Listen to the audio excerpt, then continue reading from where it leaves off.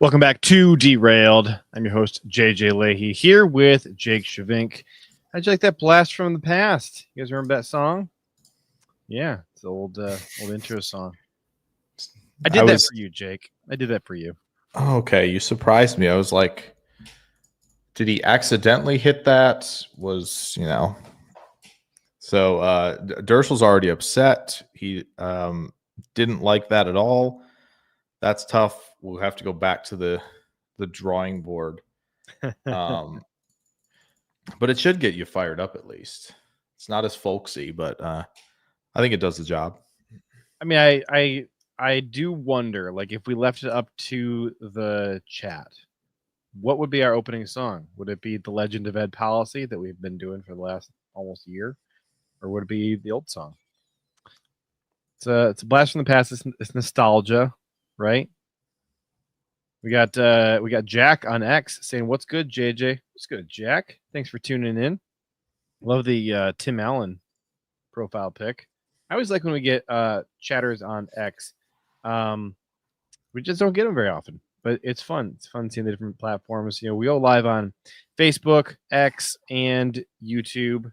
We were doing Instagram for a while, and like nobody was watching it on Instagram. So we do have very important Jordan Love injury news we have to talk about. But before that, even more importantly, I went and saw Fantastic Four. All right. Dershell made me do it. It was pretty good. I enjoyed it a lot. Mrs. Lahey promised that she was going to do a review live on this show, and she texted me her review. So she just gave it 3.5 out of 5 stars because she thought the baby thing at the end was cheesy. I liked it. Look, I didn't see the Fant4Stick movie that came out in 17. The one with Miles Teller. Yeah, and 2015, 2017, something like that. Somewhere in there. The reason I didn't read it, or the reason I didn't watch it, is because I was just reading like the little description of it before it came out, because like the trailer didn't look that good, and I was a little bit just like confused about some of the stuff that's going on. And then it was talking about how like Dr. Doom was just a hacker, and I'm like, I don't need to see like that's weird. We don't need to modernize Dr. Doom into just a hacker. Like he's a corny villain. Just lean into it and make him cool in the way that he's cool in the comics. Like you don't have to try harder than that. Yeah. For anybody who did see Fant4Stick, Tool for this is here. Tool for this. Okay, explain something to me. Fant4Stick.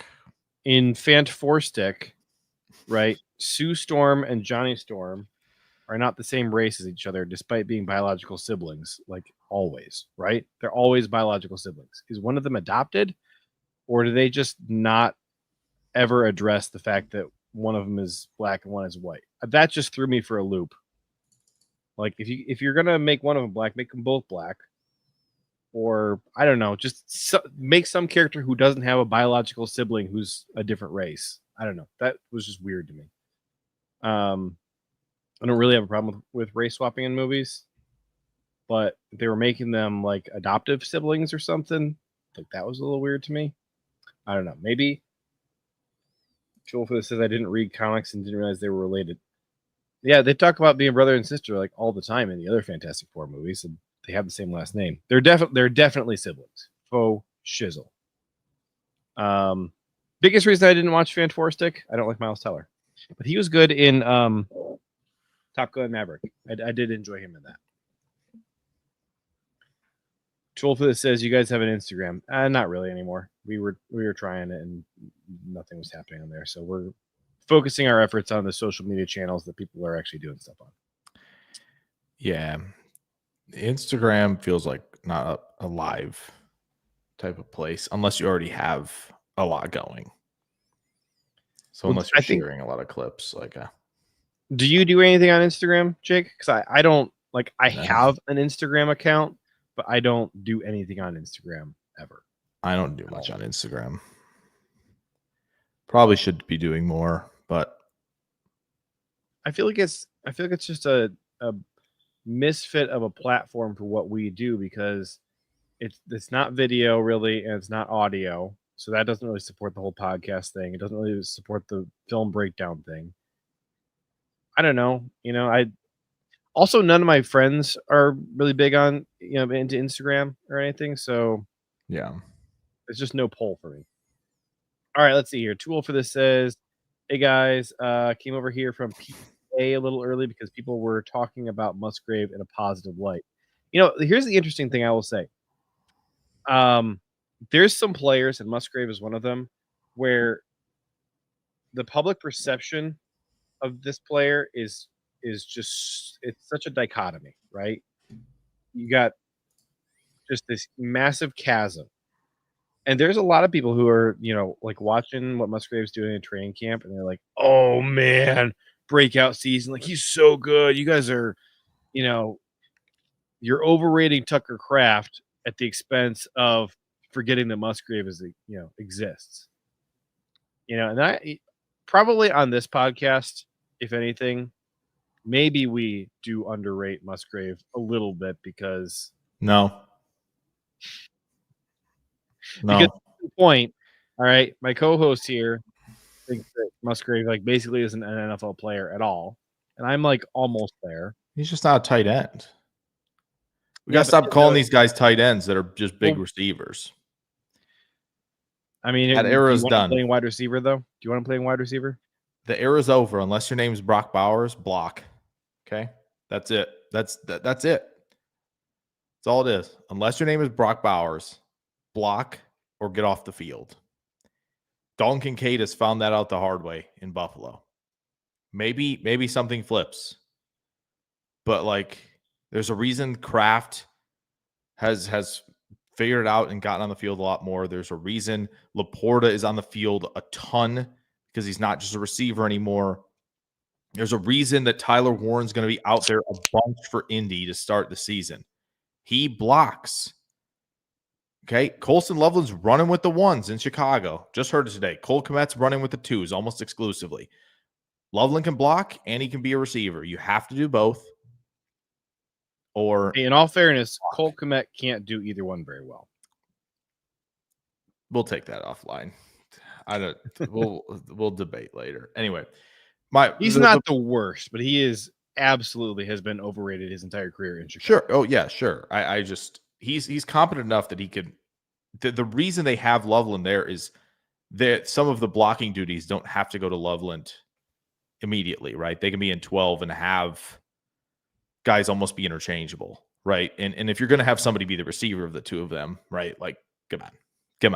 We know who it is. So that's the problem, right? So you have these guys like Harold Fannin going to Cleveland. What's he going to do there? He has to win the slot receiver job. He has to win it. It took a long time for Njoku, even though he has the massive reach that he has, to become a combo player. He is becoming a combo player, right? So, there's a reason that, when people talk about the greatest tight ends, that Gronk comes up, even though he's played less years than Kelsey has, because he did everything. And so in this era, this cyclical NFL that we're shifting back to hey, we're not spreading you out as much anymore. We're under center play action, right? You run at the closed at a closed formation with a tight end. You're running with the tight end on some zone plays. There's a reason we're doing all that stuff. So sorry, it's kind of how it is right now. I can't wait to dive into this next draft class of tight ends and see how many of these guys just don't block, period. And, good luck. You're going to have to figure something out. At least Mike Gesicki is legitimately just leaning into the bit of no, I'm just a big wide receiver. I'm playing slot for the Bengals. It's okay, cool, great. That's what you're doing. There's a reason. Brock Bowers is never attached to the line in Vegas. That's why they have Mayer there. Mayer's blocking and Bowers is running all the routes. That's just how it is.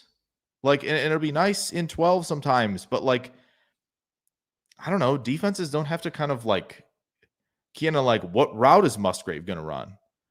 No, you've got 3 options.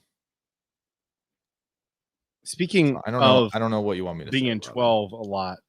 The Packers have been doing a lot of stuff out of 12 in training camp, and again, this preseason game against the Jets. And I do wonder if we're going to see a healthy amount of Fitz and Kraft out there together. Look, we talked last week and the week before about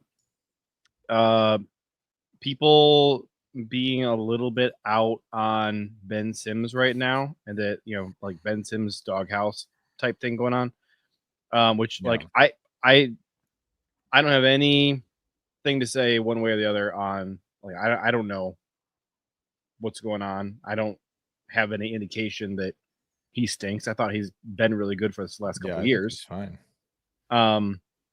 But I am getting excited about what we might have in Fitz. And especially if we're going to keep running a lot of 12, this iteration of the Packers, I think, should keep 4 tight ends on the roster. It is an anomaly for the Packers in general, but especially in the Matt LaFleur era, to only keep 3 tight ends. It's basically 4 tight ends every single year. Sometimes one of those tight ends is a sort of a fullback type. Yeah. And then obviously, when we had DeGuara, he was an F, right? Yeah. H-back F, whatever. But tight end, fullback, they usually have 4 guys in that combo room. Last year they kept 3. I think they need to keep 4 this year. I think we know who the 4 are. Unless Ben Sims really has done something to tick off Matt LaFleur. Probably overblown is my guess. I think they probably still like Ben Sims. So you probably got those 4 guys. Yeah. Yeah, I would think so. The fun caveat to this is the receivers are just dropping like flies. So I don't know how all that's going to be handled. Who all is good out news right now? for Green Doubs Bay. Is hurt. Doubs got hurt today. Fractured He's got the foot. boot. Or sprained foot. He's got the boot. Wicks has been out. It's our guy, last man standing. He's on the hill with the flag. Going, he's on the boat. He's like, look, I am the captain now. Golden's just side note. It's his. So with Golden, go get McLaurin, as I said today on Twitter jokingly. Thank goodness nobody cares what I tweet, because otherwise there would be a lot of outrage on that. You know who followed me today? You're just a big hater of our room. What's that? You know who followed me on X today? Is Ballsack Sports. Oh no, the actual one. So things are. Did that inspire the title and the thumbnail today? No. Oh, okay. No, but I couldn't. I wasn't sure. I couldn't resist that one. I thought it was. Cool. Yeah, couldn't resist. Tool for this almost took the bait. That was the point. The point was hopefully people would take the bait on that. Obviously, I don't want to trade for McLaurin. I like McLaurin, but don't need to be shelling out that kind of money for somebody who's about to be 30. So, whenever I actually post bait, people do go for it and they get super mad. Like if I think that I could do 3-year Letterman pretty well. My gosh. Because people get so mad at me. So good. So good. When I got the first time. People get crazy mad at me. Yeah. I got once by him. And then I looked at I didn't look at the profile, then was scrolling through the replies and was like, oh my gosh, this is one of my favorite things. It is the best X account. It is really good. Bar none. And I'm so far behind on comments. I gotta get caught up on a couple of these. Tool for this says, I've got this new redacted flavor tonight. It's called 4 Loko Gold. Drink Wisconsin Blee, my friends. I understand why college kids like it. Gives them energy to study. Bro. Dirchel says you should hand out the 4 Loko Gold at the PTA meetings. Yikes. Yikes. Isn't that maybe a double meaning there with Packers Total Access? Yeah. Usually when people type PTA in the chat, that's what they're referring to. That's true. That is very true. Oh, let's see. I don't remember who we were talking about when Ayers said some fans are like, "Oh, he's always injured already." I think this was in regard to Jordan Love. So there's a couple things going on with the Jordan Love injury in terms of like people talking online. And the biggest is some bait from ESPN Milwaukee. And if you have not muted ESPN Milwaukee, you have not yet done yourself a favor in life. You probably should consider doing that. They don't have any problems with just kind of wasting your time. Just say that. They are here to have a good time. They're here to draw eyeballs. They're good at drawing eyeballs. So if you want to take a leaf out of my book and mute them, it's not the worst option in the world. Got some good stuff about. Go ahead and pin one. Let's see here. Some folks talking about Hopper. Okay, so talk about LVN. And kind of what he's been doing. Yeah, as somebody who didn't like either of the first two picks Green Bay made in that draft, I couldn't be. I feel like I'm almost as far out of Musgrave as possible, and then LVN, we are comfortably sitting in the lukewarm area as far as I go. Comfortably sitting in the lukewarm area for Van Ness right now. Simply because again, this people don't like this, and that's totally fine. It's a 4-3.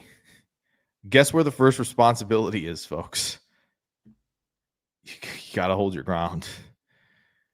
You got to stop the run first. That's.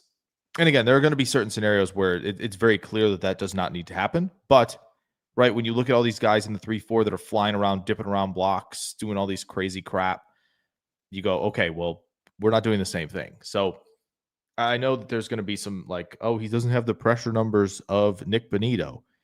Yeah, he doesn't play the same position as Nick Bonito, right? Like that's the thing. So right, that's true. I think that's one of the biggest things with him that we have to monitor. But again, I think the other thing is this. I saw it. Where was the dang comment? Okay, this one. Sorry, didn't mean to interrupt you again, but I saw this because he hasn't. LVN's different story because he hasn't shown he can do other things other than the bull rush. Von Miller just did a little interview in Washington, and he was talking about, yeah, it's cool that these guys have all these awesome moves, and it's really fun to show highlights of me ghost rushing and the 5 sacks of my 120 that I have in my career that I've got via the ghost move are super cool. I'm gonna be honest. I don't know what a ghost move is. Can you? Yeah. The ghost move is the so you put that inside hand out to get the tackle to swipe at you, and you just slide underneath him, right? And so it's called a ghost move. I didn't know. Yes, that. Yeah. So okay. Vaughn always talks about like, oh yeah, everybody shares those highlights, and it's like really what you're doing is you're winning with speed and you're winning with power. You could be winning with both, right, in some capacity, but often you're winning with one of those two or both things. And it's not always the coolest. You love people see the inside spins, and you love to see, push pulls and guys just putting offensive linemen on the ground. Like Jared Verse essentially won Defensive Rookie of the Year because he had enough twitch, he had enough explosiveness, and he leveraged some subtle movements into powerful into power. The subtle movements got the tackles to open up, got them to start swiping early, expose the chest, and he would run right through them. So if LVN can add a little bit of that, and I know some people have rightfully pointed out that he's a little stiffer than some guys. Yes, he's 270, right? Right. He's not, again, we're not talking about the Nick Bonitos and then even the Von Millers, right? The Abdul Carters, who's probably going to have a big year. If he can just add a little bit of that element at all and find a way to get more cleaner strikes, I think you're going to see, much more production in that regard. So I would rather him not be focused on figuring out 8 different moves and get to 1 or 2 that can really push you forward in your development which should lead to better production. So that was all I had to say on LVM. And I'm excited to see if that materializes. It was a good rant. Yeah, I think so. Again, do I care what NFL players think when they're ranking the top 100? No, of course not. Absolutely not. No. Do I listen when guys talk about their own position and what matters? Yeah, absolutely. I was listening to This Is Football the last couple of weeks. Kevin Clark on ESPN. He's going to all the training camps, and to hear him talk to Deion Dawkins and Penei Sewell about offensive line play, that gets you just fired up. Sewell essentially going, yeah, we have to be perfect on pretty much every play. Like, we can't mess up. We can't not be open. We can't not, we can't miss a lane back there, right, as a running back or whatever. Like, we have to be perfect. And Deion Dawkins was like, yeah, it's essentially like, our job is like, if we were a receiver, we have to get open every time. And that kind of stuff really, I really like. And so to hear Vaughn talk about like, yeah, like I won with a lot of speed. And yes, the hand timing is important, right? And then that's part of the power and the strength that you play with. But I won with a lot of speed, and, I kind of built off of that speed into just improved technique, right? Improved timing with striking and all that stuff. But speed was my main element, and I leveraged that into, production. So.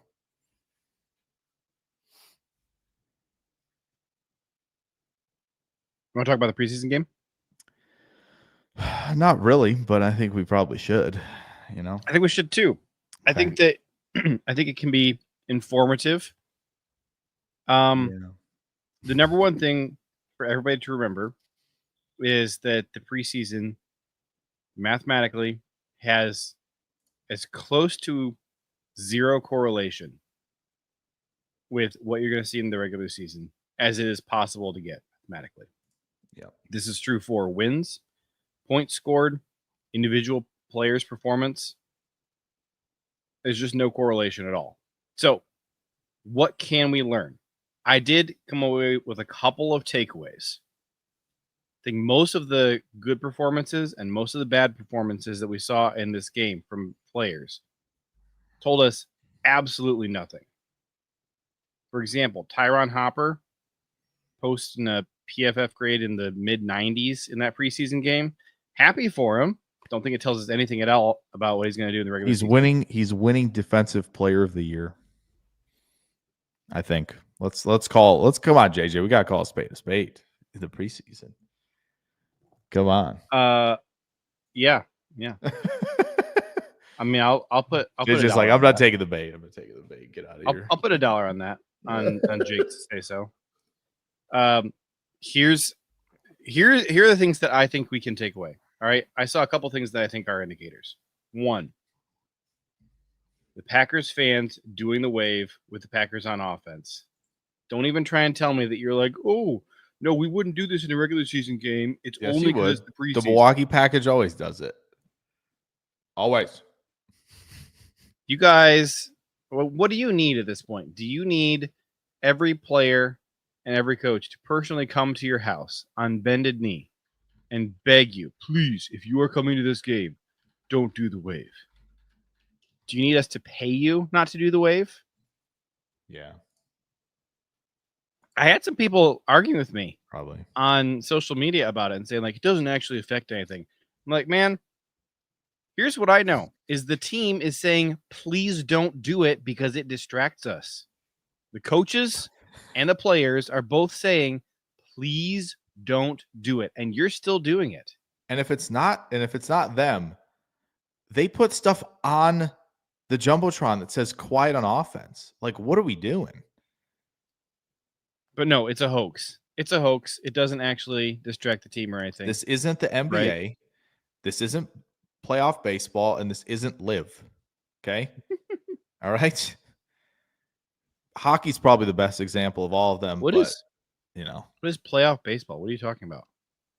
My team doesn't know anything about that. Well, the heck is playoff baseball? There's no postseason. Don't worry about it. There's football. Yeah, there's football going on. We don't. Yeah. We've already. Also, no such thing as college basketball. I don't know what you're talking about. college basketball. That's not real.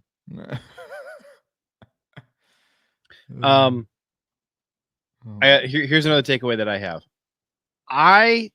There was one player who I was watching. There were two players that I was watching who I was genuinely really concerned about.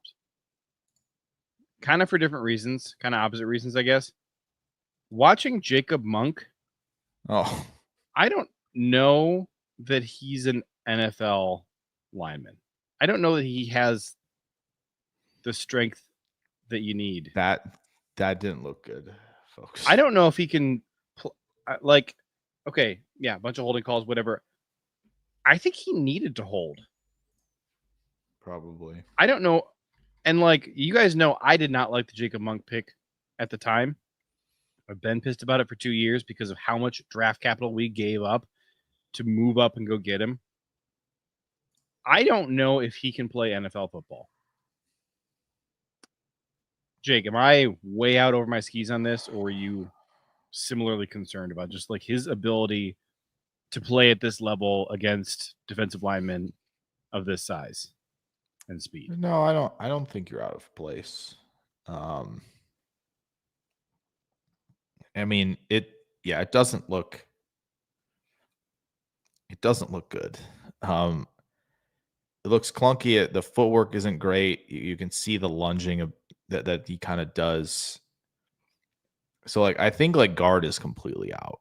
I think we've seen enough. I don't think we need to do that again. Yeah, I don't think we need to do that again. So yeah, I think it comes down to, backup center, pinch hitter, can he hang at center? Which is, if he can, then great, because we don't seem to have anybody else who can do it. That's totally fine. Yeah, I don't know. I just don't think Ryan can do it. I think, Yeah.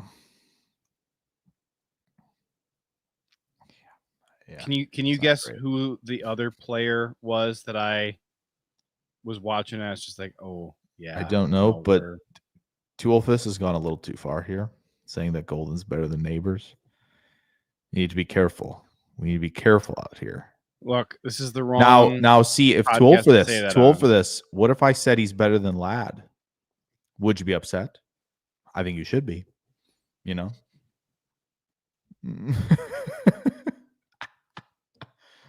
How dare you? Good Churchill says, don't know if it was brought up before, has been brought up quite a few times.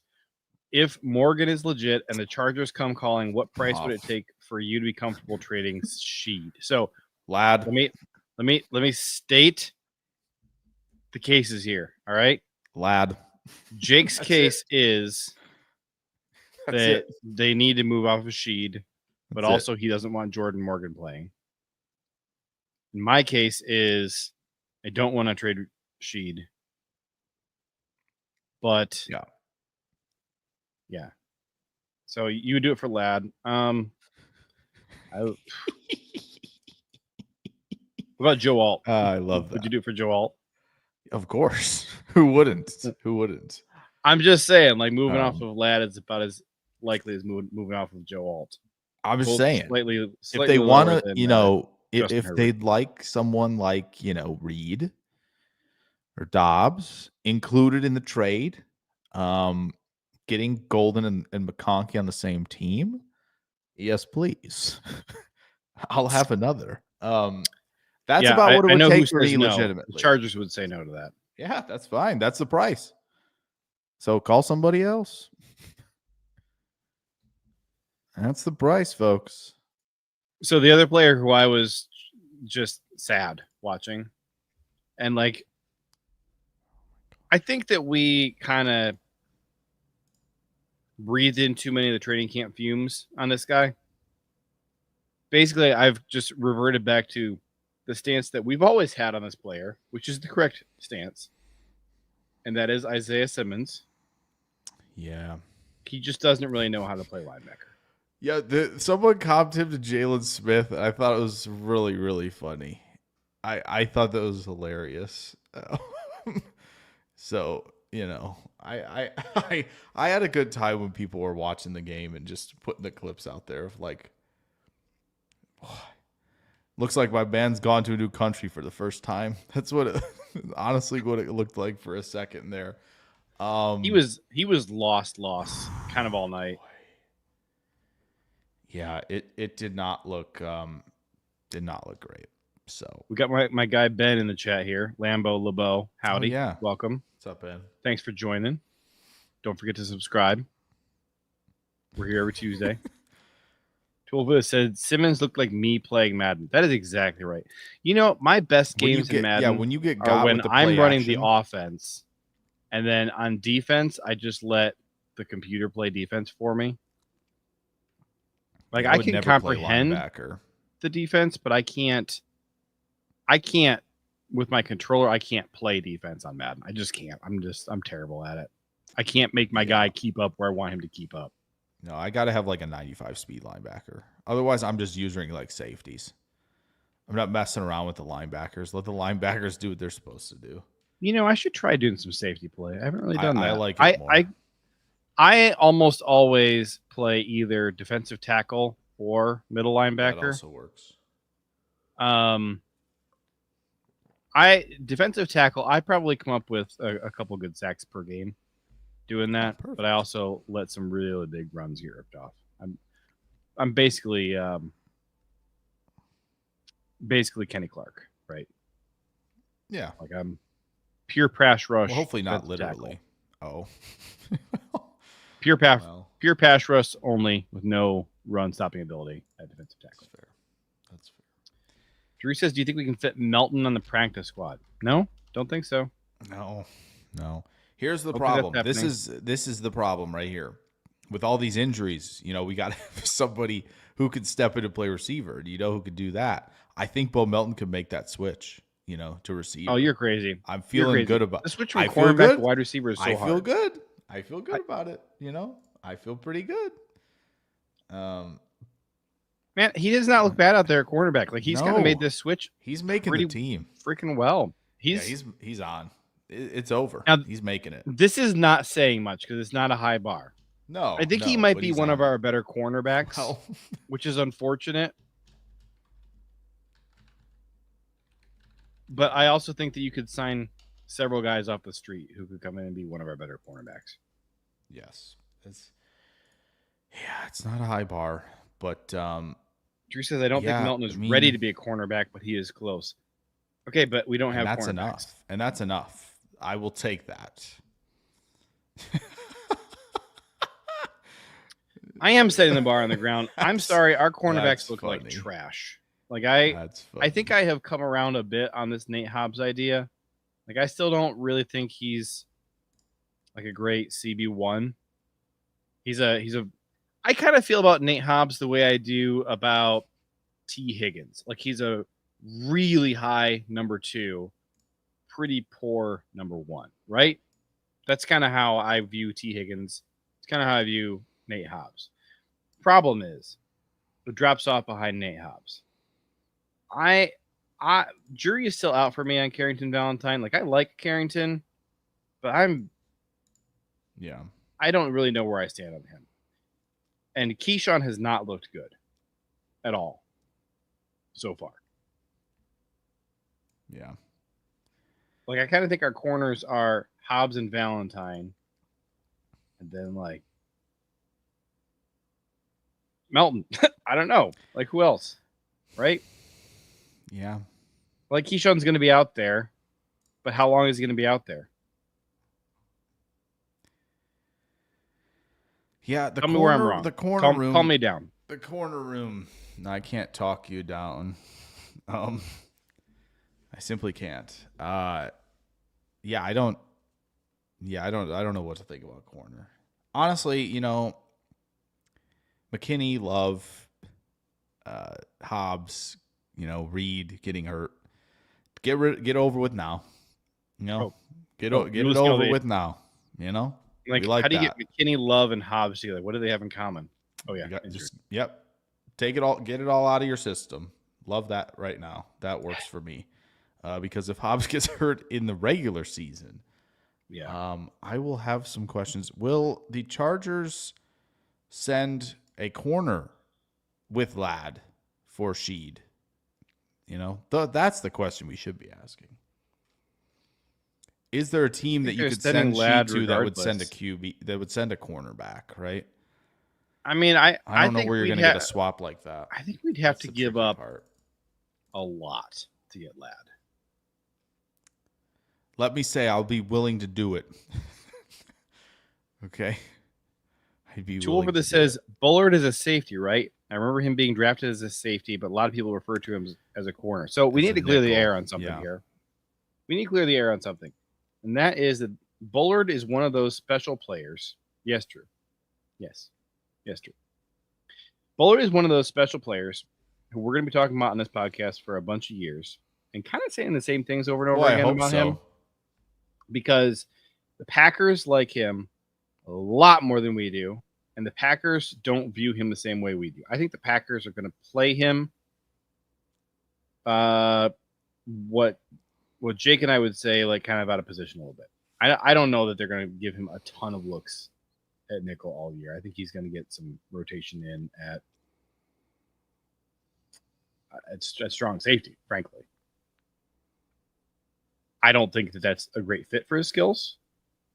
I'd rather have him playing as a nickel corner, box safety, right? If you had to. Yeah. You know, put him in the old Adrian Amos role. Yeah. Could work.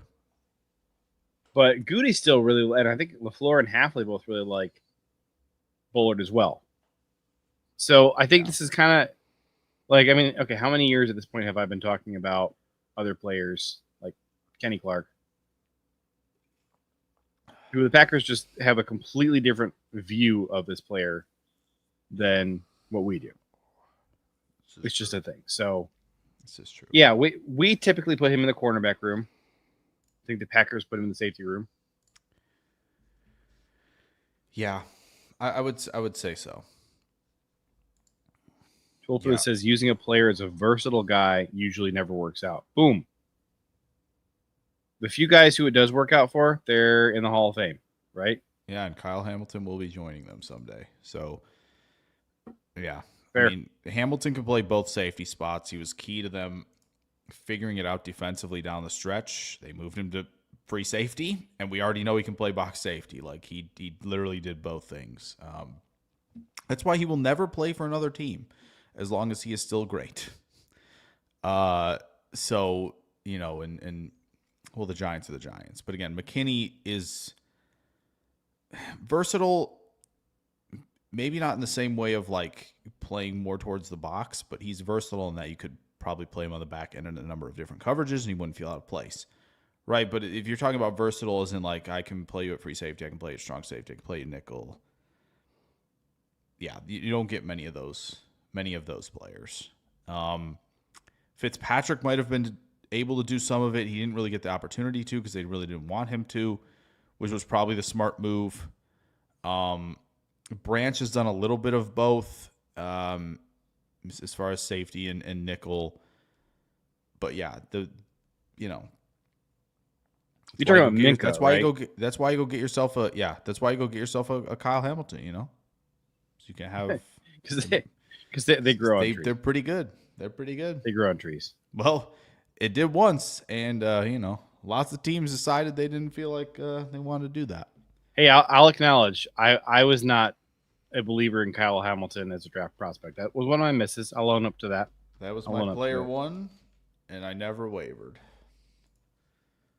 Good call. Always player one. Toolfist says they have a very different view of Matt Ozempic. Yeah, well, I didn't like this post. All right. The Packers posted long snappers matter. Certainly, right? But not to this franchise. And so I'm saying, what did you say? I said, certainly, but not to this franchise.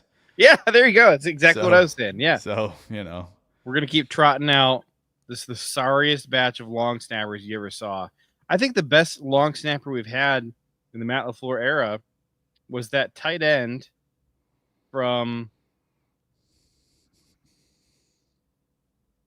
Indiana. The heck was his name? I'm drawing a blank on it. His dad still follows me on X. Oh. It's like Alvin or something.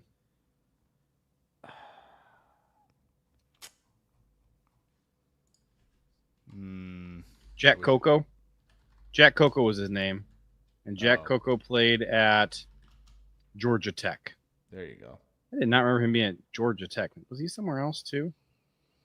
He was at Good question. He was a walk-on at Georgia Tech.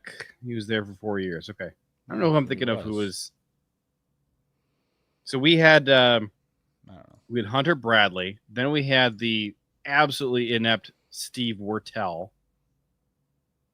That was the bottom of the barrel. Then we had Jack Coco. I thought Coco was much better than Matt Orzech.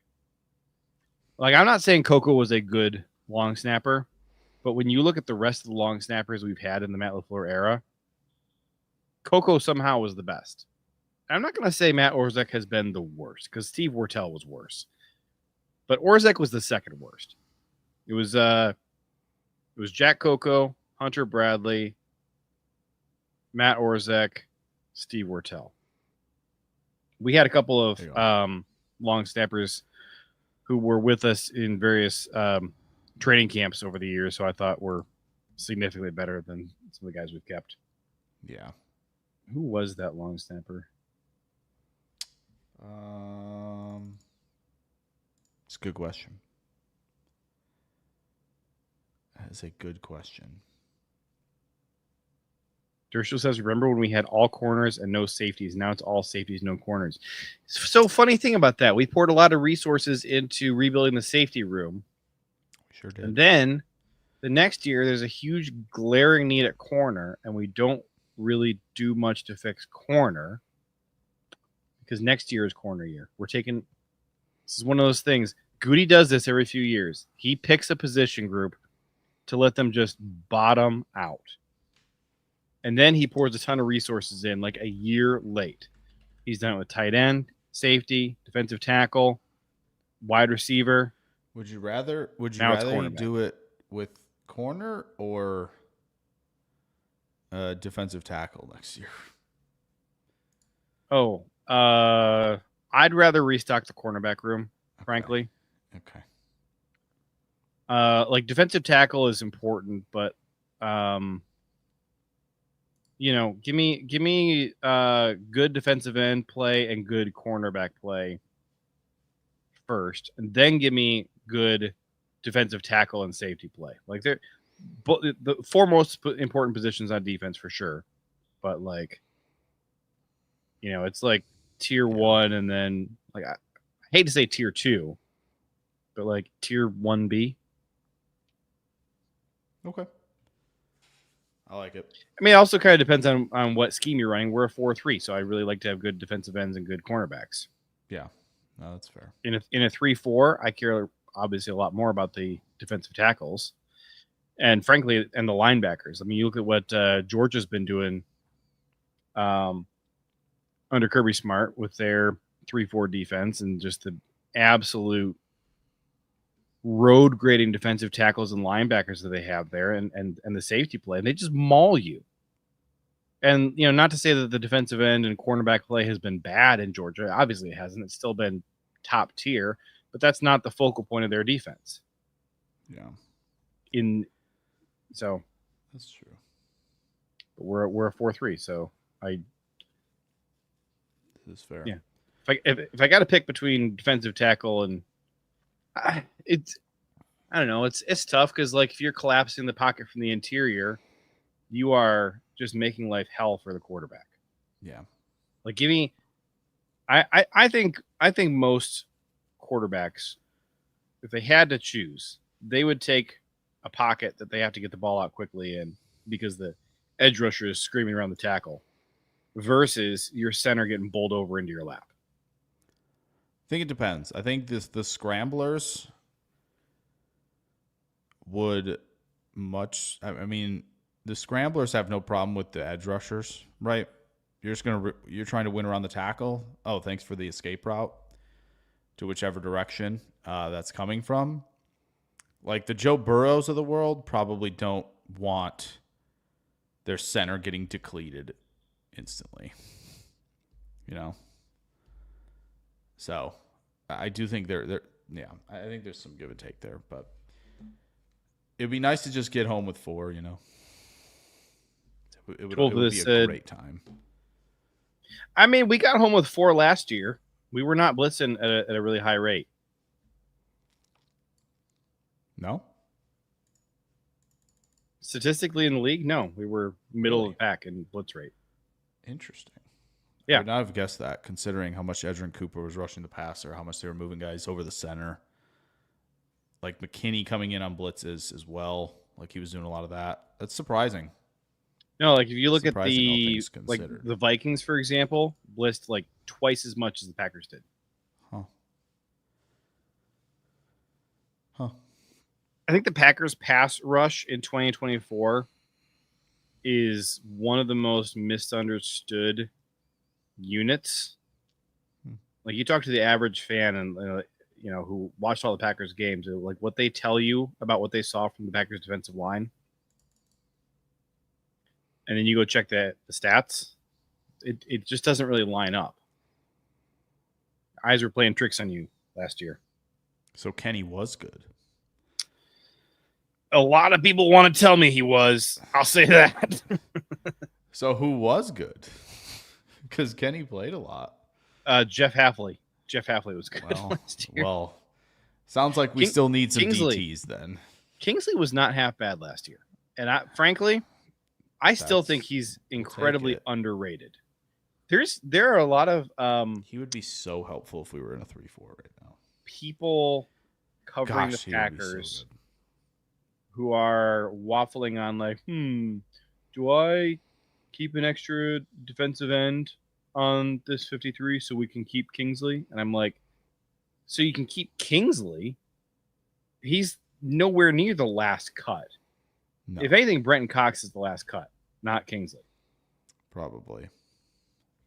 Like, yeah, Kingsley, like, obviously Kingsley is getting cut before Barryn Sorrell because Barryn is a 4th-round rookie. Sure. I think even Colin Oliver, who we have not had the pleasure of seeing at all because of his injuries, probably pretty darn safe over Kingsley. Although, maybe he starts the year on pup. Who knows?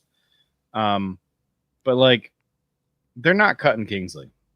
It's not happening. I will be not only shocked, I'll be pretty upset if there's even, like, a consideration of cutting Kingsley. I don't think we have to worry about that. I don't think we do either. But I will say, for all my crapping on the defensive tackle group, and yeah, it was a preseason game, and there's not much you can learn from that. It did make me feel better. That's good. Seeing them out there. I've been saying Nazir Stackhouse wrong. It's Nasir, apparently. Nasir. I thought it was Nazir. Nazir Stackhouse? No, it's Nazir Stackhouse, according to Kevin Harlan. I will defer to Kevin Harlan. Yeah, I would. Yeah, I think that's fair. So it's going to take me a minute to get used to saying it the Kevin Harlan way. But Nazir Stackhouse, I mean, obviously we've been hearing his name all freaking summer long. I heard there was a discussion on another podcast about like Warren Brinson versus Nazir Stackhouse, and I'm like, they play different positions. I don't think you're choosing between them. I think you're choosing like Warren Brinson on the roster versus off the roster, not Warren Brinson versus Nazir Stackhouse. Like, first of all, I think Stackhouse is probably making the roster pretty securely. Second, if you're looking for somebody to cut versus Stackhouse, it's not going to be Warren Brinson. It's going to be like, if anything, like Colby Wooden, I guess. That's possible. Yeah. But like the other thing is we just don't really have any other nose tackle options. Let me pull up the Packers roster again. See if I'm just forgetting somebody. Do we have any other nose tackle options? I don't think we do. Let's see. D.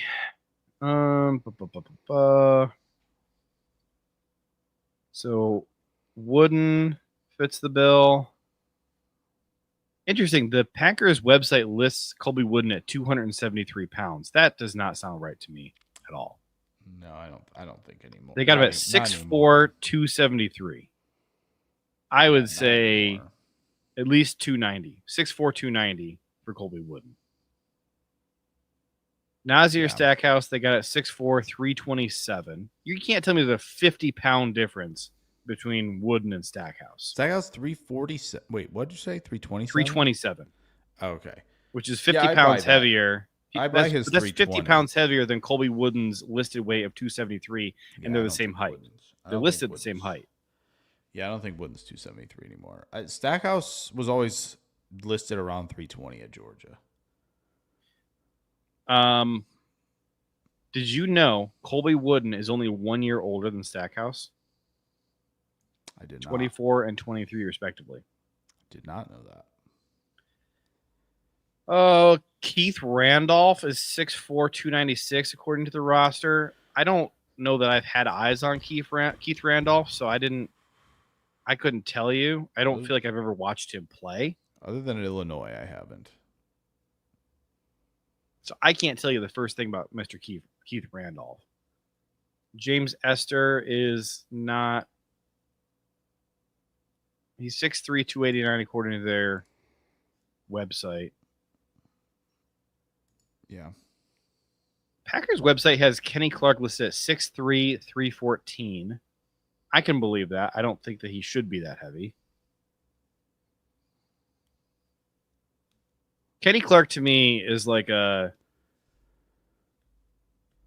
a 295 ideal weight. Yeah. Just to like fit his game.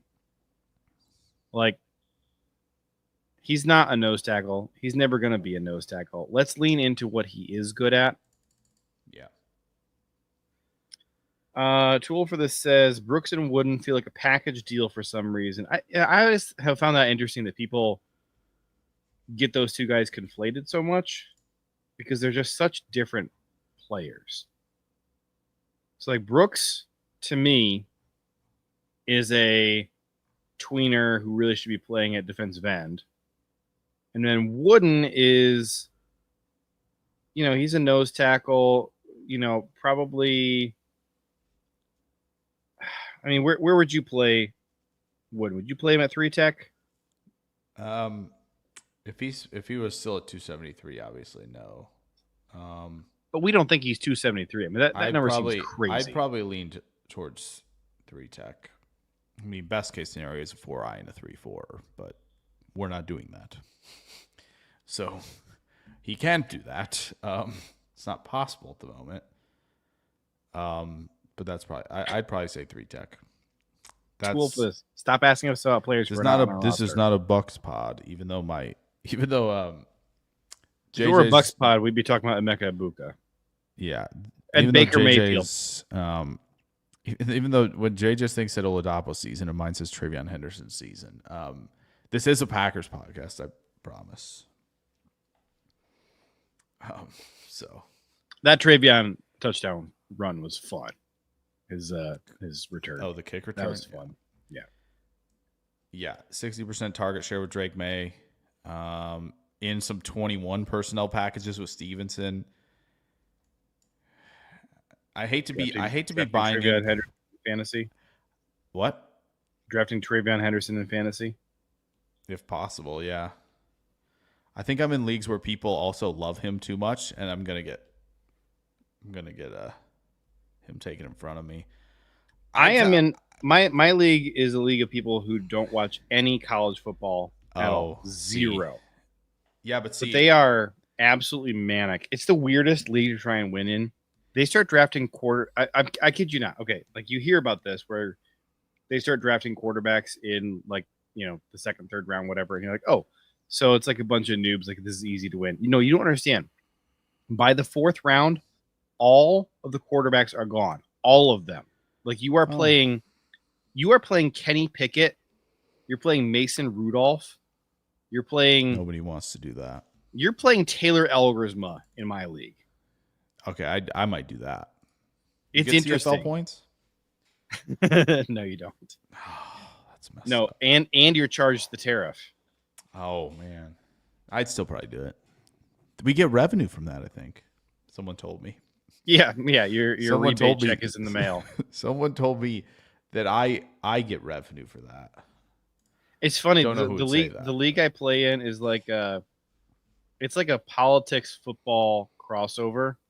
Like everybody in the league, like instead of having like football player pun names, it's all like political pun names. That's interesting. Everybody in that league, they're all like Oh. massively into politics. It's kind of funny, honestly. Is it Superflex? No, it's not. In fact, I had to talk them into PPR a few years ago, and they were like, Oh, "Heck is man. PPR?" We've been doing this league for forever, and we have a blast. I know what NPR is. What's PPR, sir? Exactly. Yes. I've never heard of that thing before. Can we defund NPR, please, or PPR, please? Can we defund Yes. PPR? Yeah, we need to get rid of PPR. No. I'm so libertarian. I want to defund PPR. That's interesting. We could. Will people listen? Is half PPR the way?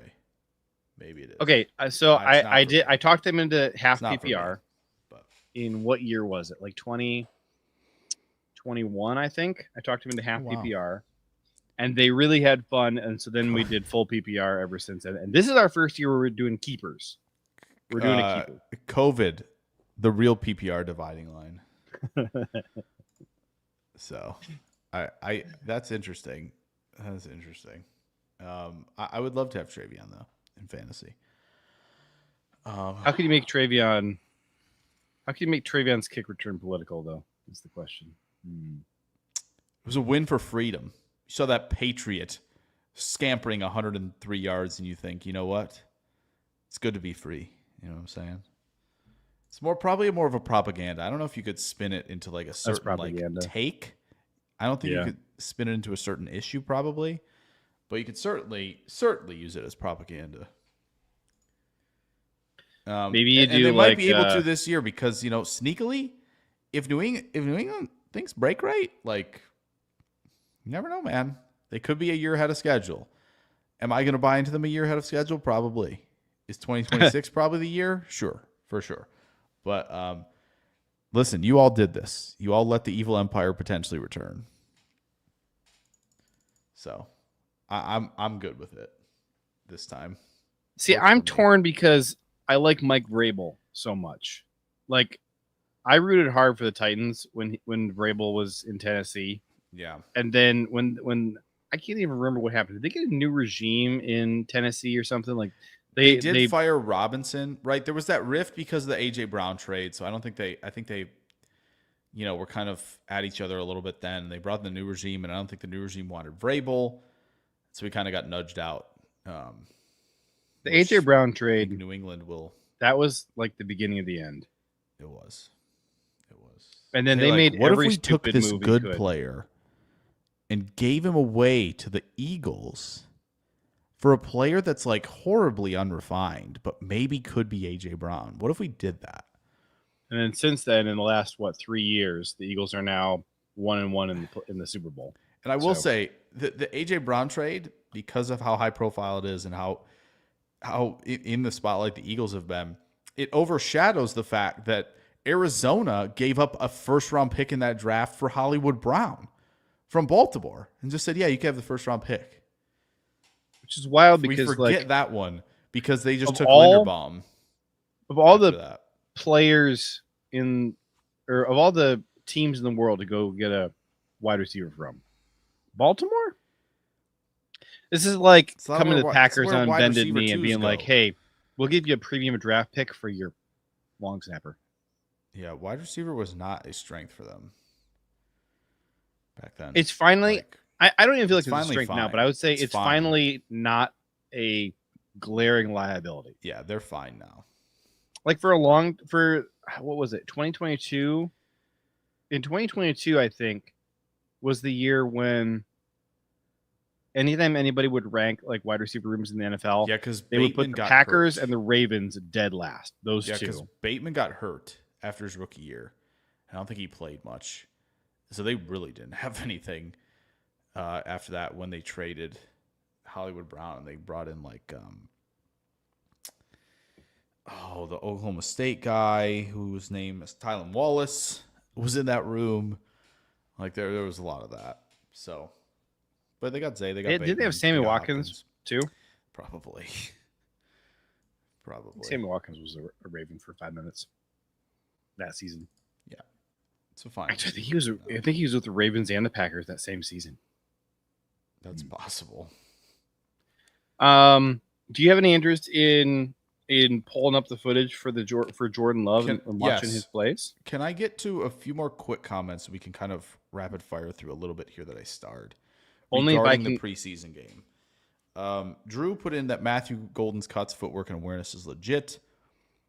Man, it was good to see, like, after Sauce was locking up Romeo Doubs, for Golden to just, get him to panic enough to get a little PI. It was like, oh man, we're cooking. That after we have a wide receiver 7 one conversion. Yeah, it's like over. He's starting week 1. We were too conservative in the Packers draft Twitter group chat, JJ, saying week 2 was when he was going to start. Nope. Whoa, wait a minute. I didn't week say 1. week 2. No, I you didn't didn't? say week 2. I said week 1. You did? Oh, I did. Here, wait. Let's. Well We'll done. both look at it. well done. I don't even know where this is at this point. let me Where are see. we here?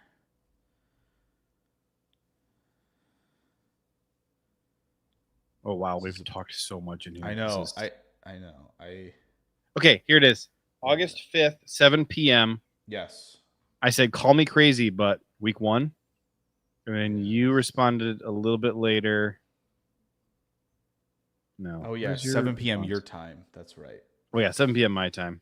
That's right. Yes. Elite time. Um. So 6 p.m. your time. Yeah, mine was at 7-ish, I think. Or no, mine was the next day at noon your time. You said week 2. I said week 1. We'll take it week 2 after he dusts DJ Reed for a 46-yard score. I really hope he dusts DJ Reed for a 46-yard score in the opener, just so I can go back to that and be like, hey, I said this a month ago. What's up? Well, we he's were good. both wrong about one He's thing, good. though. We placed bets on. I told you they were going to come out in 12. I knew they were coming out in 12. Yeah, but we didn't knew say that was snap going to 1. happen. Yeah, We knew that was and gonna you were happen. right, but we didn't say like I the knew they first were snap of the gonna game. We said the first time they came out in 11 personnel, and we were both wrong because Romeo was out there. So I think it was, and also there were all the I injuries. think too, because so he that made it had hard to. He kind of had to be out there. That's the tough part about this whole scenario is during the game, be like, Wicks has been out, and oh yeah, Reed's in a boot. So that's why Heath was dropping a pass from Love in the first quarter, right? Like they didn't have anybody. So I guess Dobbs walking out there going, man, what am I doing? Can we fire Jason I gotta be Vrabel, out by the there. way, or do we have to wait until week How 1 or much do 2 we of the have to regular pay season? Heartline? How much do we have to pay him? I'll give him He's- infinity money. Yeah, I will go take some from the Federal Reserve. I'll take some of the He's gold. the offensive coordinator though, with play calling duties. All right, that's fine. Let's do that. Same. No, same deal. I'm saying that. Oh, you're just saying match that. Matt, well, match it. Yeah, let Matt be involved in a lot of the other things as well, which we've seen has yielded better results when he's. I've asked for that a bunch. I keep You saying did, I and want that's an why. offensive That's when I coordinator. come out. Yeah, that could work. Not an offensive. Let's pay him in coordinator lots of who's- gold. I'm not saying that I want to do this with the purpose of improving the play calling. I'm not saying that. I think Matt No. LaFleur is a great play caller, one of the best in the league. I want to take play calling off of LaFleur's plate so that he will go do all the other head coach things, Yes. like screaming at the special teams, Yes. like going over to the defense and getting involved with psyching those guys up when they need to, Yeah. No, I like that. with actually having some awareness about, the game situation, Yes. play clock, that kind of stuff. Yeah, Like, because can again, we you're have doing that? You're doing that, and you're also like keeping tabs of like, all right, when I'm out in this, they were in this. When we came out in this, they were doing this. Like, oh, here's some tendencies I saw from here, and how I'm going to adjust my play calling without like and some And I'm guys sorry, can that's all multitask. harder than burying It's your nose hard, in, yes. in a Cheesecake Yes. Factory menu There's a lot, and picking the perfect play for a situation. Like, yes, that's more fun, but it's easier. yeah, it's nice to like Hand that off to some brilliant young guy. yeah. Side note, Listen, I'm tired of Side note, I'm tired Listen. of us paying the price for Matt LaFleur wanting a coaching tree. Listen, I would like to point this out from Tool for this. Steno wants to be a play caller. That's totally fine. Not here, though. Sorry. Not going to be here, my guy. We can't. Sorry. So I'm sorry. If it's Matt LaFleur's offense and he's the one designing the plays and he's the one calling the plays, what's on Steno's plate? It's running practice. It's scouting for opponents and putting together a game plan. Like, these are the areas where the team struggles the most. Hey, let's show up against the Lions and play to all of the Lions' defensive strengths and not play to any of their weaknesses. And same with the Vikings. Yes. Hey, super penalized offensive players all the time. Really penalized offensive line, really penalized wide receivers, sloppy practices, and receivers running into each other. I'm sorry, like, Steno's got to go. Steno was totally fine when he was doing O-line stuff. Yeah, it's just the problem is when these guys coach. start to move up, we start to find out what they're like when they move up to specific jobs. Again, some people are just destined to be position coaches, and like some have embraced that. But obviously, in your first like move up the ladder, you want to go as far as you possibly can, right? And even maybe a second time, right? So like that's going to happen, right? That's the thing. And we're still on the hook for being put in this binary situation where it had to be either Steno or Luke Getsy. Newsflash. Those two guys were both bad options as offensive coordinators. And this was years ago. Why can we not bring in a new offensive coordinator now with fresh blood, fresh ideas? Yeah. Somebody who can run practice. Hello? So we can have guys who are disciplined and not drawing stupid penalties every single down. This is true. Can we have somebody who knows how to game plan for an opponent and watch their tape? Can we do that? Like, Steno, you can stay in the building if you want, or want to go replace Butkus or go work with Butkus and both be in the offensive line room again. Happy to have you there, bud. You know what? I'd even let you be the run game coordinator, right? If you really want to. Mm-hmm. You can't be the offensive coordinator anymore if I was in charge. So yeah, no, and like, I'm sorry, but screw Nathaniel Hackett too. All right. I know you guys loved him in 2020 with the Packers. All right. I know that was a boatload of fun. His entire career, he has never been good. He was bad prior to getting to Green Bay. Then he came here, had some good chemistry with Matt LaFleur. Go ahead. Did you want to say something about his time? I was just going to say really quick, he lived off like one Jaguar run to an AFC championship. The offense game, was terrible. Yeah, it wasn't very good. It was the Saxonville defense. The Jags offense was bad. Go look at how like that defense. Like, oh my gosh! And it was I know they had Bortles. Hey, Bortles, don't be dumb. Don't be dumb. And like Allen Robinson down there somewhere. Like that was the offense. That's literally what it was. Like, oh. Tool for this is Hackett is what everyone thinks LaFleur is from Rodgers. That is true. Hackett goes to Denver in like the most obvious bait situation of all time. Denver's just trying to lure Rodgers to Denver. Didn't work. Yeah. He's terrible there. Is what, the first or second head coach in NFL history to get fired mid-season their rookie year or something like that. Like I think it was like him and Urban Meyer were the only two NFL head coaches to ever get fired like that quickly into their head coaching career. Then he goes to the Jets. This is a disaster. I'm not just talking about how bad their offense was. It was bad. But he wasn't doing anything. Robert Saleh was running the offense in New York while Nathaniel Hackett sat on his hands and did nothing. The New York Jets media was writing stories about what was going on in that building. It was Saleh and Aaron Rodgers running the offense while Nathaniel Hackett soaked up a fat paycheck just to be Aaron's buddy and didn't do it. He wasn't running practices, wasn't doing anything. Yeah. I'm sorry. I don't want Hackett in the building. I don't want Getsy in the building. I'm fine with keeping Steno in the building, but I want somebody else to do, you know what? I'm not going to be vindictive. We don't have to fire Steno. You can keep him here and have him be a co-offensive coordinator and give him his paycheck. I don't care. keep him. That's fine. But bring in somebody else to do the job. Heck, it even did you have to kick a guy to get fired? There's some really good stuff there for the tool for this. That's great. So true. Drew says, I don't want to take away play calling from LaFleur. He's too elite at it. I'm sorry. No. Other people can play call. LaFleur is an elite play caller. Sure. Yes. He can, again, he can do the off-season designs. He can have, a collaborative effort in the offseason of setting everything up. This is what, these are some tweaks we're going to make to the offense this year based on what we're seeing defensively from the year prior and what we anticipate what's going to happen going forward, right? And I think he can still design it while also, getting someone in to understand that and build on it and have that vision, that shared vision with him, then while also then being able to move to a directorial sort of setup for him where he can advise everything and be the general in the room, right, at the same time. So, I do think I get what Drew, what you're saying here. He is great at play calling. He is great at designing, all of that stuff. But, and again, this is what Ben Johnson's going to go through as well, by the way, in Chicago, right? He's built the offense. He was in a collaborative, I think, spot with Dan Campbell of this is how we're going to build it. This is what function I want to see.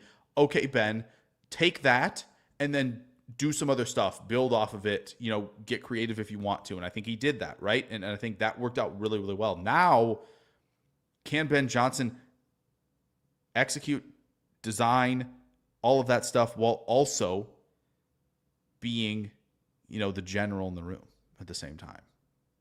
And so I think you kind of see that sometimes with the offensive guys. So, and again, as much as I'm whatever, like John Harbaugh is in a perfect spot because he isn't the offensive coordinator. He's not the defensive coordinator. He was a special teams guy, and he's taken the whole CEO approach, right? And it finally took him, some time to get, coordinators that I think really are pushing them towards true excellence and greatness, but he has done so. So, yeah, it's a tough thing to kind of okay, I'm really good at this. It's a hard switch. Now can I take the next step? The next one to get. Well, a lot of these guys like LaFleur, they got the head coaching job because they were great at play calling. Yeah. And number one, it's fun, and they want to keep doing it. Number two, they're nervous about this is what got me here. This is what makes me special. So I don't want to give this up to somebody else. Right. But look, man, that is not the job of being a head coach. Mm-hmm. And until you can demonstrate that you can do that and keep everything else running, you have to delegate. Yeah.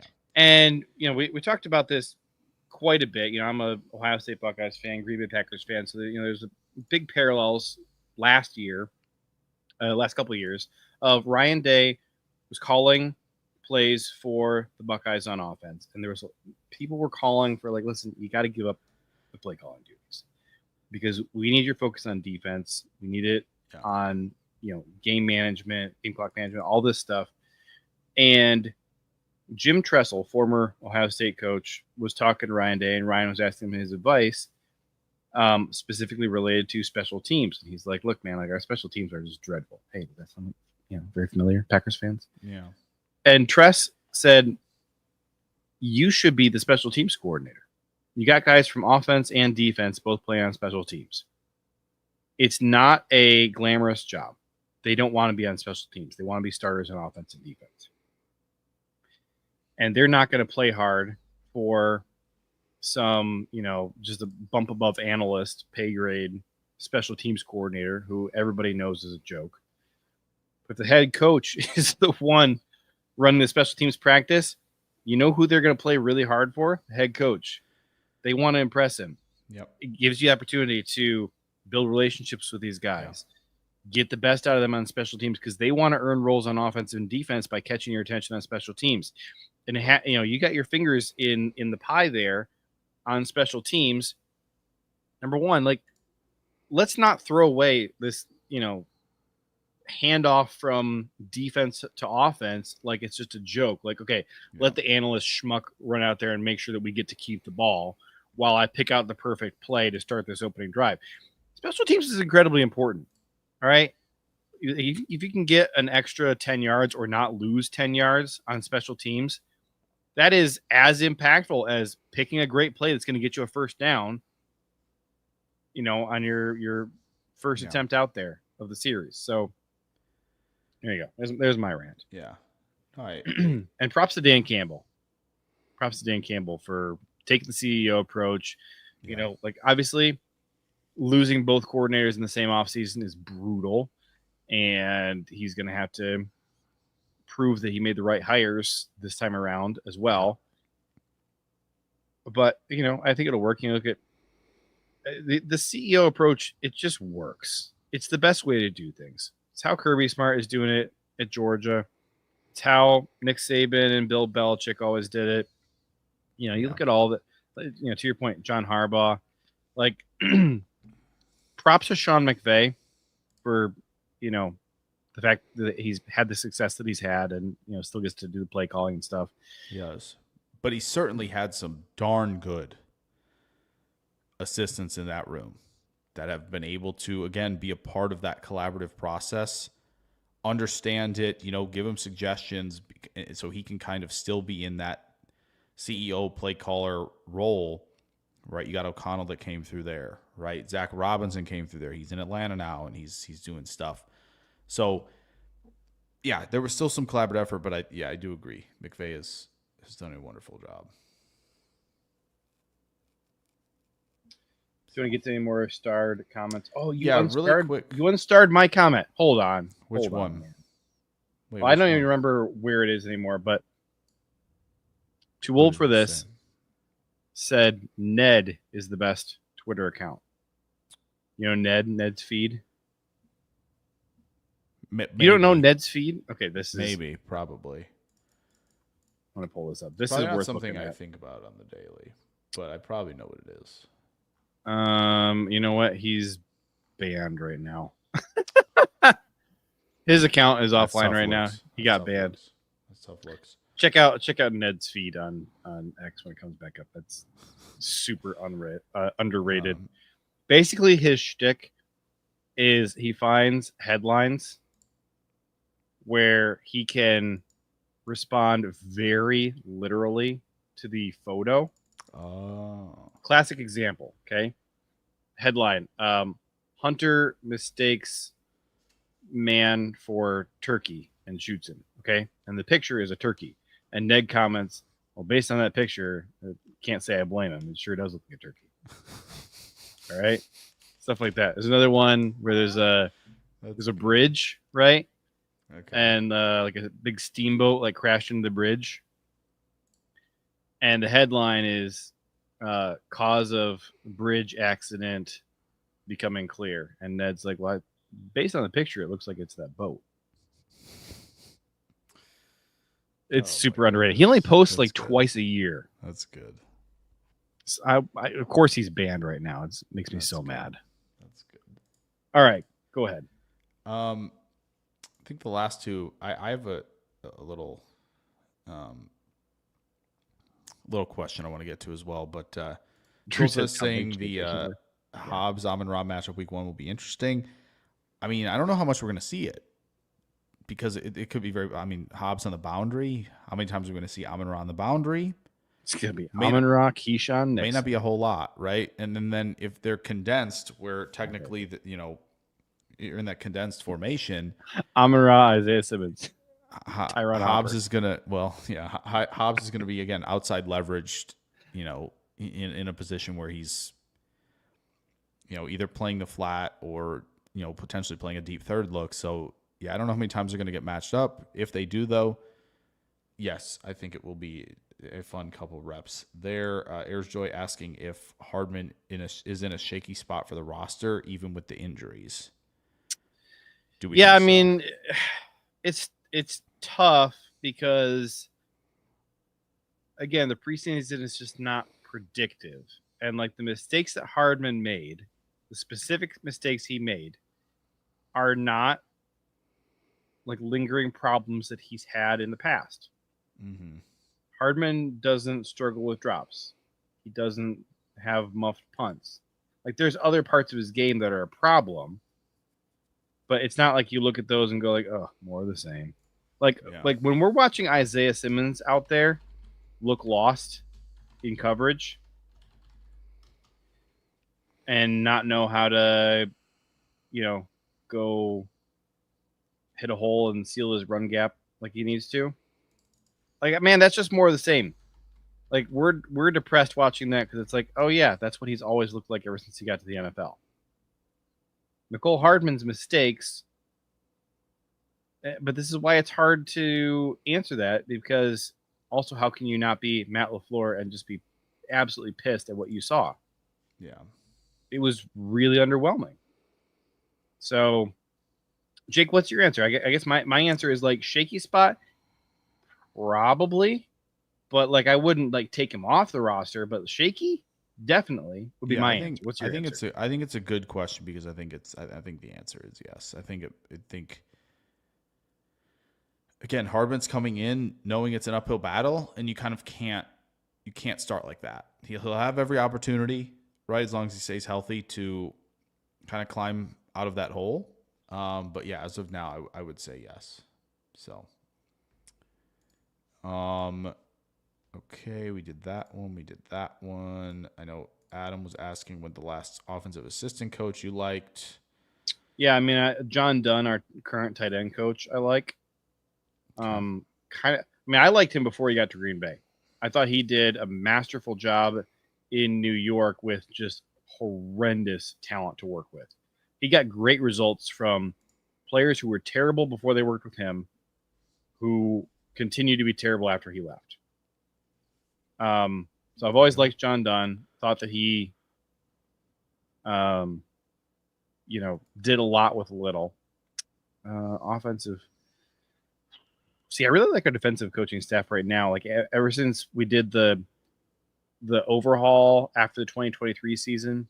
Yeah. Like basically during the 2023 season, I'm not sure if there were any defensive coaches that we had that I liked at all. Barry was bad. I really, really disliked Jerry Montgomery. Oh man. Who was so we kept Riberovich is still here right now, isn't he? He just got moved to, can't remember. I think he's still here. Maybe he's gone. I feel like he got fired. Kirk Olivadotti, I thought was really bad with the middle linebackers. Now, Ryan Downard was our safeties coach, and I thought he was really bad. He's still here, but he's not the only safeties coach. He's just one of them. All right. So I'm fine with us continuing to invest in his future while not relying on him to carry the whole thing. Drayton. Don't talk about Mo Drayton. That was the worst hire ever. That was awful. Who else? I can't remember who our cornerbacks coach was back then. So we had Jared Gray, and he was gone. I don't remember. Anyways, so other offensive. Anyway. Ben Sermons, is he still here for our running backs coach? Yes. Ben Sermons. Yes. I like him. I think he's done a decent job. I don't know of any. I don't have any reason to be annoyed with the job he's done. I think we've pretty consistently had quality running backs. Yeah. 12 of us said Mo Drayton's name should be legally changed to Les Drayton. Yeah. Look, no hate to Mo as a person, right? Yeah. But he was woefully unqualified for that job. From day one, I was never ever mad at Mo Drayton. I was mad at LaFleur for hiring a clearly unqualified guy to go do a very important job. Yeah. Because LaFleur clearly did not value that job. It was not important to him. All right. Sean Menengo was not qualified to coach special teams. Did a poor job of it, but got to keep his job for a couple of years. Finally, it's so bad. It's like, look, we got to get Sean out of here. But there's another guy in the building who has some interest in special teams. So sure, buddy, Mo, you can be the special teams coach. And we brought in Bisaccia after that. By all reports, we paid a pretty penny for him. And it's just been set it and forget it in a bad way. LaFleur has just been like, hey, I think special teams is fine. And I don't really want to think about it. So I'm not going to look at it. I'm going to let Rich continue to do it. Yeah. Well, there you go. Chris, I know he dropped in, a little later. He's got some stuff, a couple things. What's the over under number of games Lloyd finishes? I'll take 3. I'd be excited if Diabolical stuff right here. Just diabolical stuff. 3 is what you're saying? Yeah, 3.5. 3.5. Okay. I'll go the optimist route. I'll say 6.5, which is still less than very half the optimistic games, there. But I like wow, this. Ringing endorsement I from feel you co- to I say feel comfy. 6.5. I feel comfy at that. The rigging endorsement, yes. And then this one, Chris is asking, I'm concerned with Golden's size. Can he hold up? Or will he be seldom banged up like Reed or worse? If he can stay healthy, sky is the limit. Can he hold up? Yeah. Missed a ton of time with injuries I think he can thus hold far. I think he can hold up. I think we've seen, and I think, there was a lot of like when Hunter weighed in, it was like, oh, he's 6 foot 188. It's like, my goodness, can he even hold up out there? And he's just laughing so hard. Laughs in 5'11", 183, Garrett Wilson. Laughs in 6 foot 187, Chris Olave. Laughs in 5'11", 186, Lad McConkey. Like, A lot of can small I go wide on? receiver ones out there. Yeah, and not to mention the wide Devontae receiver Adams twos. is not a big guy. Not to mention the wide receiver twos, right? Jordan Addison, 171. Josh Downs, 170. Tank Dell, 170. Devontae Smith, 170, by the way. Still is. Still is in that 165, 170 range. And I think a lot of teams would be like, man, I wish we had him as our one. We're getting to that point where, again, yes, when you have Jeremiah Smiths, would you rather have him? Yes, of course you would. Of course.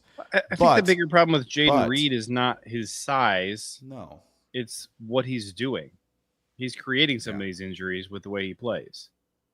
You got to play smarter and protect yourself. Yeah, Tyler Lockett, man. My guy is preserving career out there, dropping to the ground so much. And what's the official size on Mr. Tyler Lockett? 5'9", 182. He's played quite a long time. That is smaller than me, and I'm not a big guy. Was picked a decade ago. So it is doable. Wow, you can be smaller than me and succeed at a very high level in the NFL at wide receiver. Yeah. So Jake, I think he can. You're actually like really tall, aren't you? No, I'm not. Or are you really short? No, I would say about in the middle. I'm 5'10". Are you taller or shorter than me? I'm 5'10" and 7/8. Okay. I had to I'm make closer sure. to I had to make 5'10" sure than to I'm ask 5'10", 7/8. when I got measured last. To like, hey, I have to find the 1/8 of an inch in the measurements at the combine. Please do that for me. Thanks so much. So had to do it to him.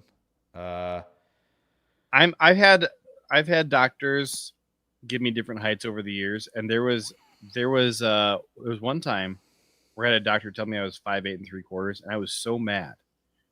And so then I went and had somebody else measure me, a different doctor measure me, and they were like, "Yeah, no, you're a little bit over 5'10", 5'10 1/4". I'm like, "Thank you." I never went back to the. I was offended that the guy told me I was 5'8 3/4". I'm like, you know what, man? How dare you? That's not nice. That was a pretty good impression. Yeah. Oh my gosh. Chris says, "Why can't we do super chats? We don't have enough subscribers yet. Share this channel with your friends. When we get more subscribers, we can do super chats." There you go. Jake just put the Venmo up in there. Yeah, please do it. Please do a Venmo. Let me pull up my Venmo thing. It's been a minute. You said a Venmo. Well, I'll do a 3-round mock draft for the Packers in 2026 right now. Dude, he will. He's not even joking. Watch me. I will. Hey, if you Venmo me, I will. He'll make me rank do it. NFL logos for you. There you go. I'll put them in tiers. And I will be very objective. I'm gonna say something about the Packers logo. It's gonna shock you. So I'm gonna bring the Mark Murphy minute, and put my question in there since we didn't start with that. Thank you. I really appreciate that. I do have one, but Do you? I'm gonna be honest. All right. You want to save it? I don't like to call out Mrs. Lahey, but she dropped the ball this week. She promised to do our Fantastic Four review, I'm laughing. and it was a little underwhelming. And so I maybe a little bit petty of me. I have not done her Mark Murphy minute yet. I'm going to do it. I've been planning to do it, but I didn't lead off with it because I was just like, I feel like it was a little bit of a letdown that we didn't get the full, like her coming on the pod, video feed and everything to review Fantastic Four. I felt abandoned, right? Fortunately, she actually came, we went and she came to the actual movie, and that says more. Because she was there with me for the whole two hours, and we had a really good time. It was actually our first date night out in a minute because our baby right now is such a handful that it's kind of hard. Has been hard to find a babysitter for him because he's right about that 6-7 month age mark where he kind of only ever wants his mom, and so it's hard to pass him off to a grandma or something. So we finally got to the point where grandma could take him, and we were like, we're getting out of the house. We're going to go watch Fantastic Four. And it was great. Nice. There you go. Tool for this is saying we can do a 1976 mock draft if you Venmo. Can you find a generator, like we're a simulator that'll do that? I can find a simulator that goes back decently far. To 1976? It's not going to go back that far. Because here's the thing is like, let me see if we were to like manually populate it, and go back to 20. I go back to 2016. Could we do that? We'd have to make a decision about taking Kenny Clark in the first round. We would, but we can starting in 2016. We can do any mock draft over again, if you want us to do that for fun. My question for the Mark Murphy minute. What's the price for a 2016 mock draft? $5. $5. 5 for you and 5 for me. 5 and you can pick the year starting in 2016, and we will redo it for fun. So I get $2.50 for participating in a 2016. Yeah, let's go with that. See, that's not gonna go very far toward my PFF subscription, so that I can. But maybe they'll give 10. I need my Monday morning stats. I need my Monday morning snap counts where I can. Maybe it'll be 10, and we can do 2 of them. I need to know where Keisean Nixon lined up and how many snaps he played Monday morning with my coffee, or my football season just doesn't feel right. I would like to do 2020 and not draft T. Higgins. Can we do that? Yeah, for sure. Is Love not available? I've got the solution, obviously, but that would be interesting to see what happens. So we should do this, but we should have the rule that how do we do this? Because we want. That's the problem. How do you? Well, there's a way you can do it. We want them to take the guys they actually took. You can select all. Make trades. Unless we make select trades. all. So we select all and make the trades. But do we want to do? We can do it. They can work. It would have to be a big dono for me. Want to do a 7-round 32 team? I did that once. It took 3 hours. I can't do that tonight. I can't. I was on the road yesterday for like 11 hours. I can't. Wait. Chris is bringing up mine. Is that what it? Yeah, you don't need the last 4 of the phone number. So on Venmo, it just asked for the last 4. It's mine. So the Venmo that's on screen is at Derailed Football, and you don't have to put the last 4 in. They're just saying like, hey, you should do this to make sure that it really is the Derailed Football you're trying to donate to. And it's mine. If it is yours, that's. Yeah, Derailed Football is the Derailed Football is a shared Venmo that we both. It is. Yes. So make sure it's that. We split that 50-50 unless you in the chat say like, hey, this is only for redacted. It's only for Jake. Or this is for JJ's redacted energy. Yeah. Dershel has sponsored a couple of redacted energies. Can I really quick, because I think we're about to do a mock draft of a different year in the past. Which is funny because our plan on this pod was for us to watch Jordan Love's throws in the preseason game. Yeah. And we're clearly not doing that. We're clearly doing a mock draft. Clearly so. I want everybody in the chat to answer this as well. Someone asked just got some donos. Twitter. Oh, good. Someone asked this on Twitter the other day, and I thought it was really interesting. If you could duplicate one player on the Packers roster, who would you duplicate right now, and why? Oh, I mean, there's only one player that you could do this for. I think there are a couple. No, For there's certain only reasons. For certain reasons. one. Okay, if you're gonna say for certain reasons, then there's two, and the second one is Jordan Love, and it's so we Well, are that's not fun. screwed if he gets hurt. That's okay? actually, I like that. But then you have to pay 2 Jordan Loves, which you can't do. I mean, you can do it. No, Get lots of picks. Here's the answer. Okay. It's obviously Zach Tom, Yeah. and you play I him agree. either at both tackle spots or at Yep. left tackle and center. Yep. Or if That's who I ended up Matt picking. LaFleur and everybody is like insists that Yeah. he has to play right tackle and center, then whatever. I'd rather have him play left tackle and center, but whatever. Right tackle and center, sure, whatever. Yeah. Or left tackle and right tackle.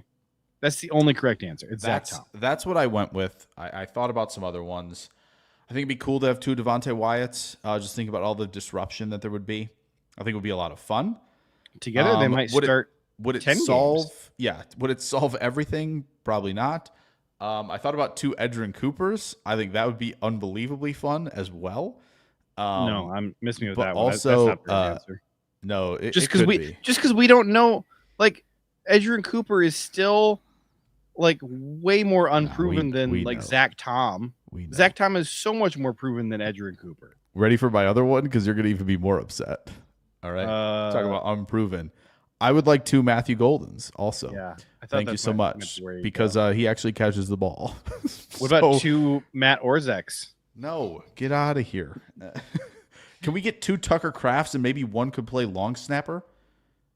Is that the move? I mean, I would just have them both. Is that the move? You just have them both play tight end, and there's nothing stopping you from having Tucker Kraft play long snapper and tight end today. And the second tight end? I like this. This. Dude, we could do 2 Tucker Crafts. But no, and then like all of a sudden our wide receiver situation is fixed because we're in 12 personnel 100% of the time. You never go out of 12 personnel. I know. That feels good. Okay. So okay. That's what I was wondering. Professor Cakes, welcome in this evening. I knew somebody joined as soon as I asked that. I was wondering who it was. Professor Cakes, welcome in. Says 2 Coopers. I think that'd be a heck of a fun time. No question. Love that. Drew D says 2 Jordan Loves play Northwestern football. We like that. 2 Matt LaFleur, so we could have Matt LaFleur as OC and then Matt LaFleur doing head coach stuff. That's fun. I like this. I like that. That is interesting. One is the CEO and one's the play designer. I like that. It did say football player, but I love people going outside the box. Drew likes the 2 Cooper idea. Again, that would be a lot of fun. The pass rush, the blitzing, all that stuff would be absolutely unhinged. Jeff Hafley might really 2 enjoy Jeff his Hafleys job might be the play that because way. we're about to lose Jeff Hafley to a head coaching job this offseason. Professor Cake's asking about 2 Watsons. But we That could already help as have well. Matthew Golden and Christian Watson. We do. 2 Goldens could certainly help, but it's got to be Zach Tom. That's where I landed as well. I think you could play the second Zach Tom at center if you must. But I do like 2 Zach Toms at the bookends, just eating up the pass rush all day long. What if you had 6 Zach Toms and you could play one of them at defensive tackle? I might play one of them at long snapper. I may play. Honestly, if you had 6 Zach Toms, you could play Jordan Love at long snapper because it wouldn't matter. You're scoring regardless of whether you have Taylor Elgton or Sean Clifford out there. It just 6 doesn't Zach matter. Toms, you're not punting. You have a reserve Zach Tom. If one Zach Tom goes down, Josh Jacobs. I will say that's true. You will have 6 to Zach Toms. You're never punting. You will have to run a lot of zone in this 5 Zach Tom offense. That's okay. Who's stopping it? There will not be a lot of vertical running, which does take a little bit away from what Josh Jacobs can do. But my goodness, Wilson and then Lloyd. Lloyd might not get hit in outside zone with 5 Zach Toms. You know what I'm saying? You could just put Lloyd in his walking boot. He'd probably be fine back there. He would. So Jordan listen, Love wouldn't have to worry about a leg injury, a thumb, all that blah, blah, blah stuff. So, I have to address the Venmo, yeah, Jake. it's go time. So I just wanna get that question out there.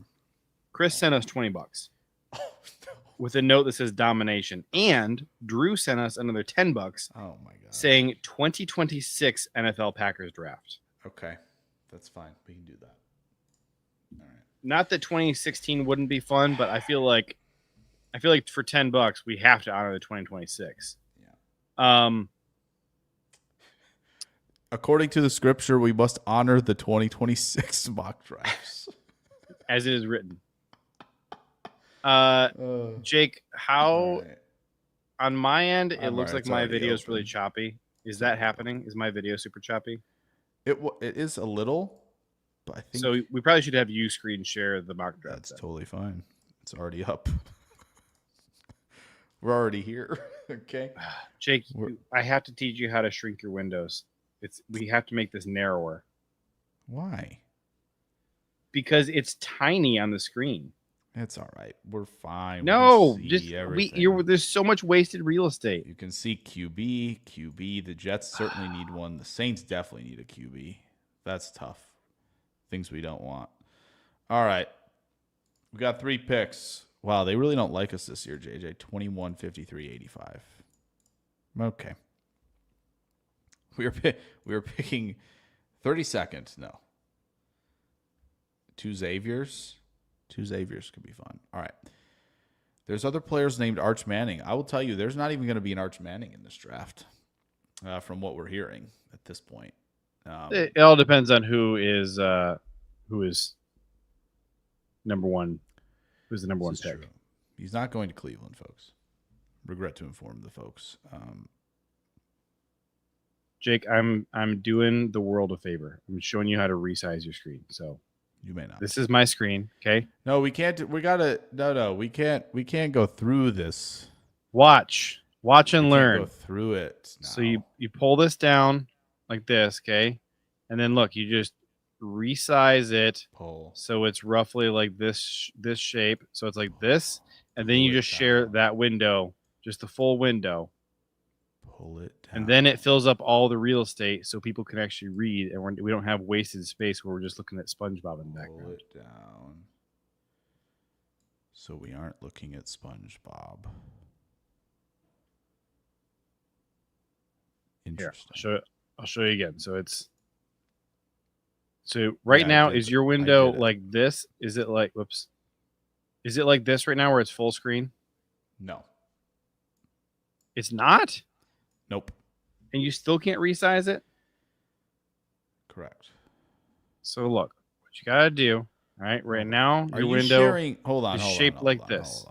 Hold on. Okay. When you say you're sharing screen, are you doing window or entire screen? Well, right now I'm doing the entire screen so you can see everything, but you should be sharing window. And then Yes. so your window is shaped. Your window right now is shaped like this, and you want it to be shaped like this. Like a box. Yeah, you want it to be square. Okay. Reshare your screen so we can see it again. Hold on. I say I'm trying to get it shaped like a Chris box. says, didn't they put a $22 million cap on NIL recently? So it's the answer Alright. to anything. Oh, look at that. It's a You did it. box. That's the shape we need. It's a box. That's beautiful. I love Ladies it. and gentlemen, we have a box. All right. Very cool. That's worth it Okay. to me. Thank you.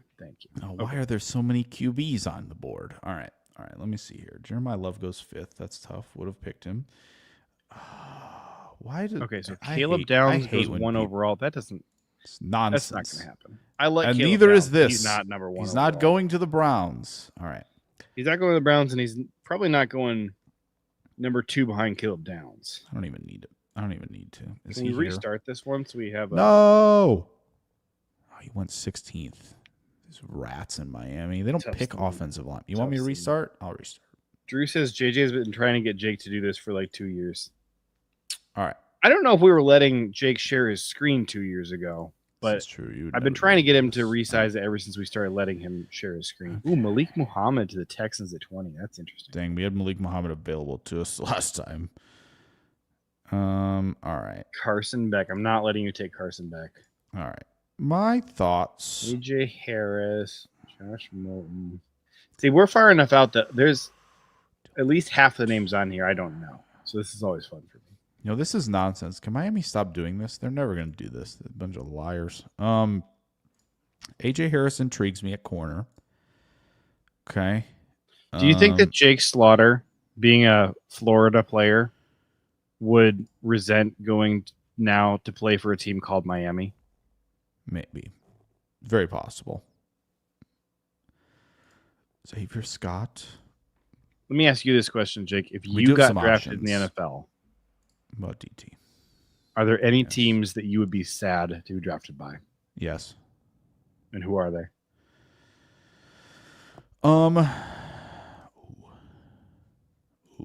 We could get fun with this. Bears, Seahawks,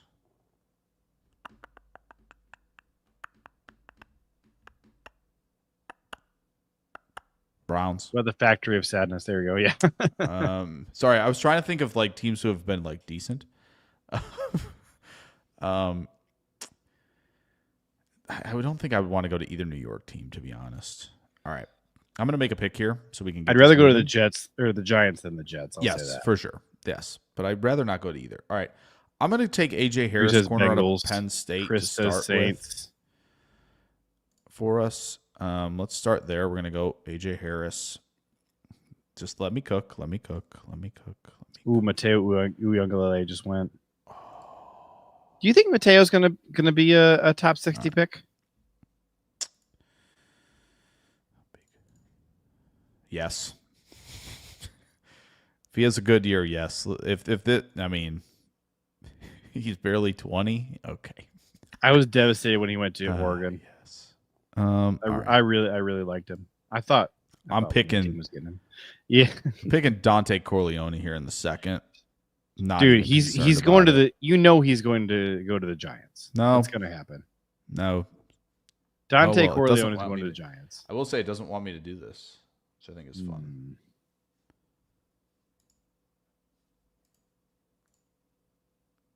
Really? This just in. PFF hates Hold on. Cincinnati. Stand by. Tool for this says, I feel like Caleb Williams had a mental breakdown when he saw his name on the Bears. Wrong, because Caleb Williams. Oh, Jake just died. Caleb Williams openly said that the only thing he cared about was being drafted number 1 overall. He did not care which team he went to. His goal was number 1. He's the anti-Manning, essentially. All right. Welcome back. We missed you. Yeah. It's Did you unplug your router? Is that what happened? No, I had Task Manager do some stuff for fun. All right, let's try this again. All right. Tool for this says Jake is Jesus. And Jake was not here for the comment, so he doesn't know. He doesn't get it. Chris says Cowboy. Jerry always pays top of market. Yeah, but Okay. He has to Come on, PFF. Quit messing get the around. satisfaction out of calling you names before he pays you top of market. One pick closer. Dang it. Drew says I wouldn't want to go to Jacksonville with all of their London games. You got something against London? I've actually never been to London. I've been to Europe quite a few times, but I've not been to London. All right. We're going to take AJ Harris or we're going to take Malik Muhammad. No, he's I tiny. would. Tiny guy. Nope. How tall is AJ Harris? 6 foot. We're going AJ Harris in the first. Ooh, we could take. We could take Uyunglele. Mateo. We could. We could But- take Mateo, and we get a 20-year-old defensive end pass rusher. Could. This is true. Or Goody would be all over that. how about the 6'5" guy that runs like at like 24 miles an hour? Does that sound okay? At 6'5", 235. Does that sound fun? Just kidding. So I'm a little bit. I'm just kidding. He's so raw you can see where the cow marks. You can see the marks where they were hitting. I would not, as today, August 12th, 2025, I would not say no to Lenora Sellers. Oh, in the second? Not in the second round, but that's not going to happen. He will not be available here. We're going to fix the center problem. We're going Logan Jones from Iowa. We're going to fix the center issue right now. That's what we're doing right there. See, that's what they didn't want me to do it. That's what they wanted me to do. Okay. Chris says, please address defensive end and cornerback early. So we're still round three. If you want to make Chris happy, we got to address DE. Okay. Arden Walker. How do you say the last name? Gabe Jackas? Yakas. Mm-hmm. 6'3", 275. I know Patrick Payton, a lot of people liked the year before, is Take a Leap when he was at FSU. Khalil Alexander. No. That's funny. 225. Very light. Edge. Very light man. Hilarious. Whoa. Maybe have him play edge in a 3-4. Oh, Chris says he meant to say defensive tackle, not defensive end. Oh, you got it. Glad you got your comment in fast enough. Please still be here. Oh no. No. Okay. Could I have done the thing? Is it? No. There's not. Was there only 2 defensive tackles left in the third round? Yeah, this is the problem. They don't have all of the people on here yet. Oh, they come on. Do better. That's the trouble. Now, Caleb Tiernan. Look, there's sickos like us who want to do mock drafts in August. I know. Get your Zachariah Branch. 5'10", not a terrible idea. Not a terrible idea. Who shall I draft? I'm looking for familiar names. I know Kyle Lewis. Keisean to play left tackle. Dude, people are going to be spelling his name wrong for forever. Keon Sab. Was that Keon Sab up there? It is Keon Sab. Yeah. 23. No. Not Keon Sab. Ken Sadiq. A tight end who can move, who can block a little. 6'3" tight end. No. Oh, Fernando Mendoza. Got to do it. He's still here. We'll do that every day. Okay. I'm down between 2. Who? All right. It's probably going to be 2 guys I don't know. 2 at edge, I guess. O'Neal and Yakas. And then I was thinking you're going a little fast for me since I don't know these players super well. So sorry. So you said O'Neal and Yakas are your 2 players? And then I would consider Capehart here as well. From Clemson. Defensive tackle. You're going so fast. Defensive tackle. Can I see his size again? Yeah. Was it 6'5", 315? Yeah. Class G graduate. Yes. 23-year-old. So he's going to be 24. He is. Before he plays his first NFL snap. Yep. As was MarShawn Lloyd. How'd that work? As was Wyatt. Also. Tool for this says, who are these people? I think you speak for a lot of viewers. Whoa. We almost got Dominique Orange to fall here. We almost got Dominique Orange to fall this far. That would have been clutch for us. And Corley. Dang it. These guys went right before we picked. That's so annoying. I'm vetoing Capehart. I'm not taking a 24-year-old. All right. From Clemson, of all places. Eric O'Neal from Rutgers. Edge rusher, 6'3", 255. That's maybe a little bit light for 4'3". Yeah, a little bit. Who's the other guy? Yakas? Yeah. I'm in. It's Yakas. 6'3", 275, Illinois. Illinois is going to have a fantastic defense this year. Give me Yakas. All right. I like that. Over this says, is there anyone named Randy Moss Jr., Emmitt Smith Jr., Tom Brady Jr., or Ray Lewis Jr.?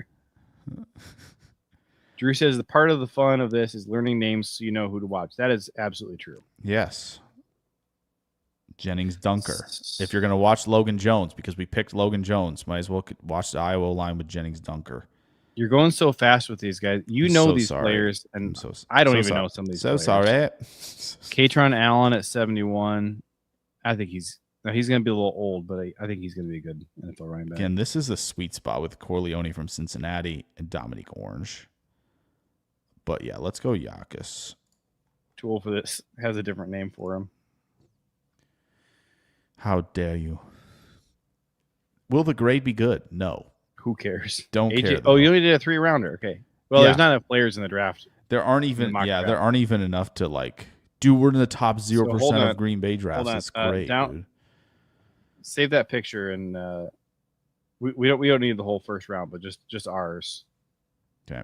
First Packers mock of the 2026 cycle, folks. Yeah, post it and tag me in it, and word it in a way so that we can pull this up and look omniscient. I'm so sorry. I don't know. Logan Jones is a Packer next year. So sorry.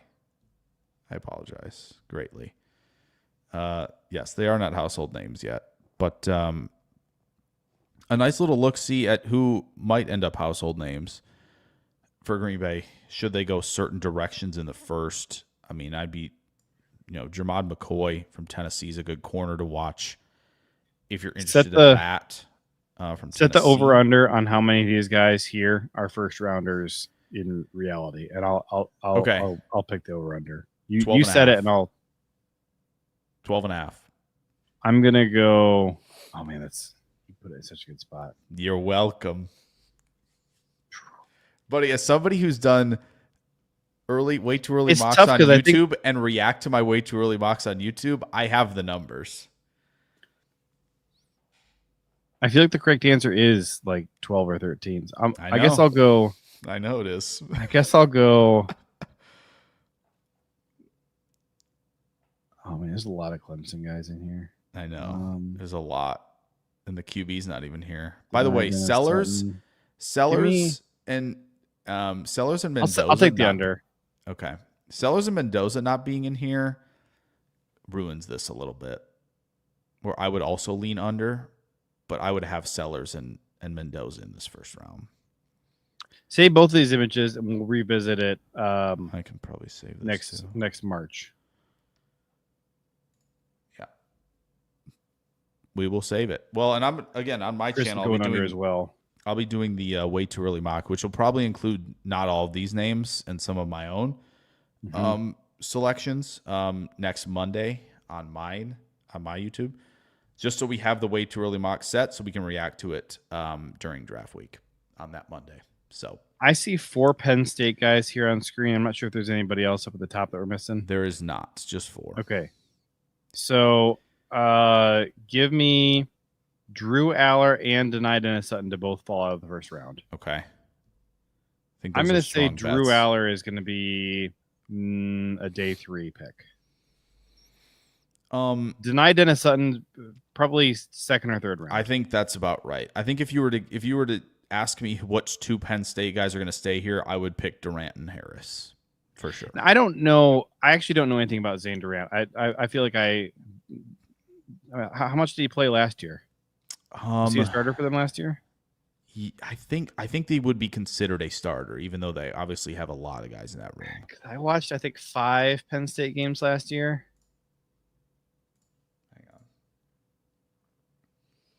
I'm just going to go to their big board 2026 and just get a nice little look. Nope, not safeties. Man, why is he not in here? All right. Draft guide profile. All right. 658 defensive snaps. That's So I should know the name. Shame on me. Little smaller guy, 292. He's a senior. He is. How old is he? I don't know. Sometimes they don't have the ages in here. I know a lot of people are usually big on Caleb Banks from Florida. Sorry, I'm scrolling too fast. 6'6", 329. Mm-hmm.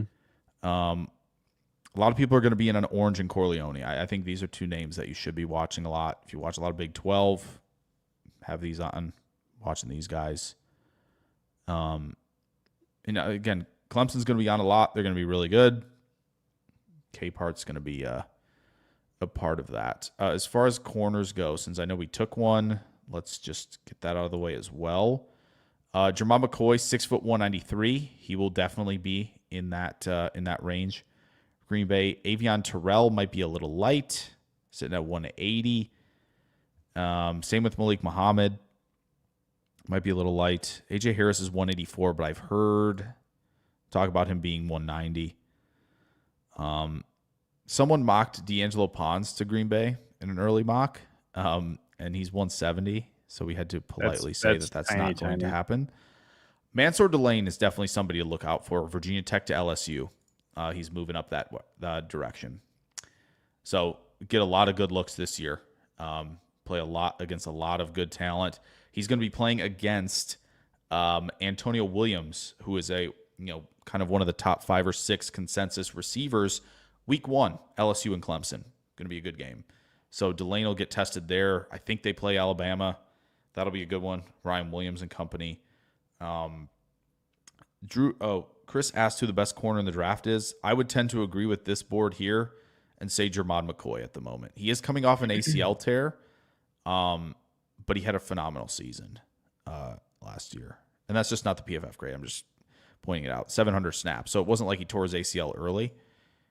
A lot of experience last year in the SEC. After that, honestly, I like Malik Muhammad. I might say A little Delane. small, but I might say Delane's next for me. This is based on what I remember from Delane at Virginia Tech. But Malik Muhammad's really good. So I can't fault you there. I liked Malik Muhammad. He's like last all year. I around liked the football. Malik Muhammad more than I liked Jade Barryn. He is all over he's all over the place in terms of he is a nightmare at the catch point. Absolute nightmare. So Well, he kind of, to me, the Muhammad and Barryn thing was a little bit like Barryn had all the flashy plays because he was actually getting thrown at, and nobody was throwing him Malik. yes, this is correct. Targeted 12% of his coverage snaps. Yeah, he plays the ball well for sure. So I would think those 3 at the moment. I know a lot of people like Terrell. I'd be more McCoy. Muhammad's a good one. And I think Delane from LSU. So AFM asks, who's this year's Shedeur Sanders? I think I know who it is. in what way? Is it like the quarterback is going Falling? to fall really far? It's Drew Aller. Yeah, it's right here. We don't have to go far. I mean, the for fact that that one. PFF right here has him at 17, you see a lot of people projecting him to be the first round, the first pick in the draft. Look at this. His performance in the final game of the season was rough. 36. Yeah, you know what that was? passing You know what that grade. was, JJ? First time they played somebody in the playoff. It's the first time they actually played a team. They played SMU and they played Boise State. Boise State was they played Ohio State and he sucked. literally the Fighting Ashton Genties. That was Boise State's entire team. Now, Cage Casey's a good player at left tackle, but, again, when they're running the football, they can just overwhelm the guards. I said I would do this since Green Bay is looking at center. We'll be talking about Slaughter a lot, I'm sure, from Florida. We'll be talking about I'm not gonna do this. I know what it is. I gotta look it up again. I forgot. You're not going to do what? Try and pronounce his name? I looked at it about a Let week me and a take half my ago. guess. Iapani Lalulu. It's I either know it- I Iapani think- or Iapani. I think it's Iapani. Iapani Lalulu. It might be Lalulu. Lalulu. Usually they have pronunciations here. Well, for this, Oregon, AFM's you only option stink, is bro. Arch. But Arch is going to wait and see who's got the number 1 pick of the draft before he decides. Okay, so Oregon's one of those that don't put the how do you pronounce this? So they're lame. I had to look it up somewhere else, but we'll go with that. Brailsford will be on the radar, but Logan Jones, I think, is the guy right now. He's the dude. If you're putting money on it. People asked about defensive end too. One more little taste here. Edge So defenders. ChatGPT Ruben says Bain. it's pronounced Iapani Lalolu. Lalolu. Yapani. Iapani Lalolu. Yapani. He's not a Packer, guys. I struggle to see the casual Packer fan trying to do that. They're probably just going to ignore. Saying that name. Iapani? Laloulu? Whoa. Iapani sounds like Native American pronunciation. It does, but I And mean, then they would Iapani be- sounds. They would be native on the islands. So I could buy that. There's going to be a lot of big edge rushers. I mean, you just look up and down this list. Ruben Bain at 275, Keldrick Falk 270. I hate how Ruben Bain spells his name, or rather, how his mama spelled his name. We could have Tyreek Sapp. we There's could some have weird Bain names. Gary and Ruben Bain. You know, Oh yeah. Tyreek Sapp's 274. Sutton will fall into that category as well. Kamara's not tall, which might be the knock for Green Bay with the measurables, but plenty big enough. Wait. Yes. Oh, he's an edge defender. Yeah. So there will definitely be. And then Uyangalele. If there was ever a Goody type, 20, 6'5", 270. He might be a first rounder. With the ascension capability. I agree. Cassius Howell is an amazing name. It is a good name. Our Mason Thomas. Whose? Anyway. Didn't we have a tight end named Mason Thomas in this last class? What? Mason Jordan. What was the tight end named Mason? What was his? Mason Taylor. Mason Taylor from LSU. Yes, indeed. Yep. So there you go. There you go. A nice little insight. We get other donos. Can we do one more? Let's do one more. You want to do one more of this? Or are we doing it like Let's do another 26. another 26? All right, bet. Yeah, let's. Board might fall a bit different. I'll do 4 just for you guys. Yeah. All right. Maybe board falls differently. Hey, board, do some different things. Yeah. Oh, we could have some real fun here. Dylan Tiananmen. A lot of quarterbacks here. Okay. Let me see Derek Moore's measurables that we, quote unquote measurables. Derek Moore? Guestables. Where? Michigan. Derek Oh. Moore. Oh. Not the biggest. 6'3", 256. It'll be 23. Not the biggest. No. So could do this. Could go Tyreek Sapp in the first. A lot of old guys here. Really old guys. Well, but that's because the what? juniors have not broken out yet. yeah. They were all sophomores last year. We could just do this. You want to take him? Well, that's what I was going to say. That this is where I want to to take go. Uyangalele? I'll take do. him right here. I ain't concerned. That's what I want to do. The first I'll time. do it to him. All right. Let's do it. Uyangalele. This is 4 rounds, by the way. Let's do it. Let's do Mansour Delane. Yep. Yeah, let's do Delane. Come on, let me get a DT. DT and a center. And then I like the way this is You guys are falling. the absolute worst. Pittsburgh. Get out of here, bro. Pittsburgh keeps taking our guys every single class. No, get out of here with the linebackers. So sick of linebacker. It was simply because he was there. Can we see the defensive tackles? We can. There's only like 2 guys. Truly don't know No. what we're doing here. This is the perfect class for Goody. Actually, a better class Wait a for minute. Goody would be have a whole bunch of defensive tackles so he can pass on them. But the second best would be have no defensive tackles so he can take a guy you never thought he would take. 6, 8. We're not doing. Oh my gosh! No! I don't want to adjust the settings. Shall we? What's he playing for us? Is he playing Left guard for tackle. us?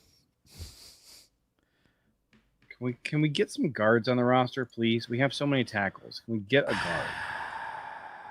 We can. Can Cage play guard for us? 6'6". I'm fine with a tall guard.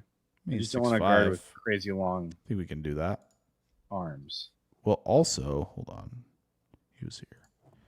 Chris said that I'm right, but I don't know what I'm right about. This is the problem. Maybe he's saying I'm right about Goody wanting to dip in the shallow roster or position groups. Here we go. I don't know. Ola Vega. No idea, bud. Hold on, let's see. Olaiva Vega. Ooh, there you go. Olaiva Vega. That's Olaiva got to be Vega? it. But I'm actually struggling more with the last name. Is that a no, that's not an L. It's an I. Olava Vega. Olava Vega. Something here. The last name is kicking my butt. I know. Come Okay, on, Penn so State. chat. He says Olivavenia. Olivavenia. Oh, that's sick. We're doing that. Olivavenia. Joanna. Olivavenia Oana. I think we have to. just do it. Joanna. I feel like we just have to do it. on principle. Olivavenia Joanna. Yeah, I feel like we just have to do that on principle. What is Lomu doing down this far? It's got to be one of these two guys then. I'd play him at guard. Olivavenia Joanna. Olavavenia and Joanna. We got to do the line thing. Do you want to double up? I want one of these two guys. You can let's look at their sizes again. Oh, Show me Joanna. 6'4", Oh, wow, big. Here's the problem: the Packers don't The draft mauler. guards; they draft tackles and play them This at guard. he's So they're taking Lomu is one. Caleb Do Lomu. Lomu. Okay. I am gonna go watch What do we some need? Joanna now. What do we need? What in the world is the chat going on about? This is really one. Ooh. Drew says if Morgan or Belton plays guard and then Walker leaves, a left tackle could make sense. Dipping in shallow waters. Well, Yep. if one of them's playing it, then the other is playing tackle, no? Drew says bold of you to think they're both going to be playing. Well, Drew says 4 out of 5 letters as vowels should be illegal. there, what if we take true center? Since we don't take guards. Just take the Well, true center. how big was he? Let me see. Josh Myers size. Yeah, but he played at Kansas. Hmm. Goody's not taking a Big 12 guy. We just took Lomu. That's true, but it's Utah. It's not I Kansas. see.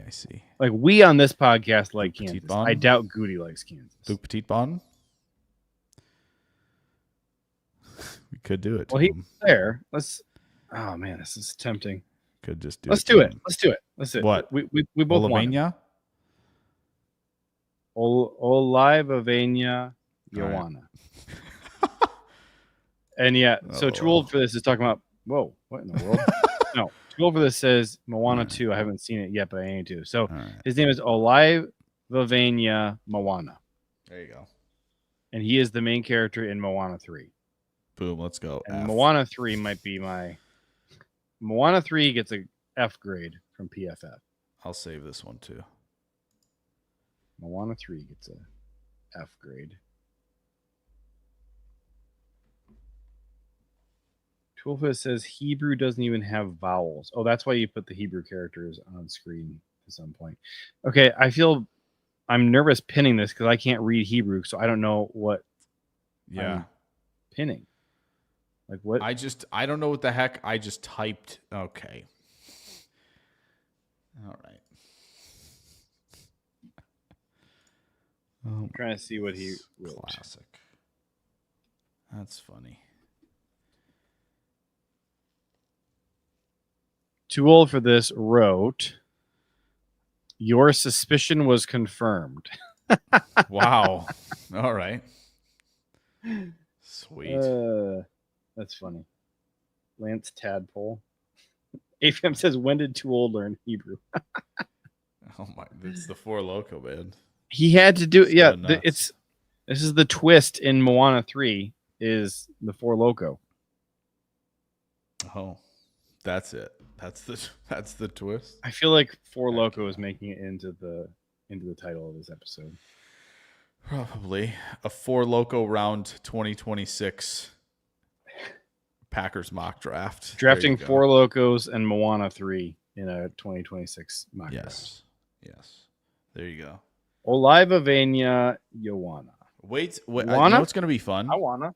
You know what's going to be good? We're going to have these, and I think this one especially, JJ, we're going to come back to this and go, boy, how the heck did they get it? This is an F right now, and it's not even going to be possible to get all these guys in the same mock by April. Can you Wanna tweet? bet me? Can you tweet both of our 2 drafts? Like, Yeah. just don't Oh, do I the will. full first round. Just do the 2 drafts. Just the 2 Packers ones. Yeah. Tag me in it because I want credit because I helped. I helped more on the second one than on the first one. The first one I was learning some names. In the Yeah, I second like one, this I one a helped with the lot. pronunciation of You did. Moana. You did. At least I know who Mateo Youngleda is. And I actually do know Lomo. Yeah. Lomu and Fano from Utah are 2 tackles that are going to be on a lot of radars to start the season. So they're going to be in a lot of games where you might want to check them out. If you think Sheed's going, Elgton's going, and Green Bay needs some reinforcements, which I think they will need. So this is the type of draft that I'm totally in on doing right here. Find another edge rusher, find a corner, and just keep building up the offensive line. Does it stink to not have a defensive tackle in this? Yeah, absolutely. But there you go. That's what we got. Do we still want to do the Jordan Love throws, or we're at 217 and we're I can't. We don't have time Okay. for that. That's All right. that would be like a whole half episode right there. probably. We'll save it for next week since there's not going to be Jordan Love throws in this next preseason game or the one after that. You see. Was there anybody in the preseason game that you actually thought was encouraging besides Matthew Golden? I did have one other guy who I was pretty encouraged by. I think there were a couple. I think Stackhouse obviously was interesting. I think Sorrell had some moments that I forgot we didn't think talk about Sorrell. Yeah. had some moments where I was pleased. And again, was it against the top flight edge rushers of the Jets? No, he didn't really get much against Will McDonald. Seemed to be on Tom's side most of the time, but I think Jordan Morgan did a fine job out there. I think he leaves the chest a little exposed too much at times, but the base is good, the footwork's good. Like I was like, okay, this is working for somebody who I think at last year I would have been like, yeah, you have to play him at guard. I don't know if he can hang at tackle, and it's like this year it's like, well, now they're making this shift. I would lean towards him being more of a tackle than a guard with how, potentially big, forceful, and vertical they want to be running the football. Like it makes maybe more sense for him to be out there. So I was encouraged. Yeah.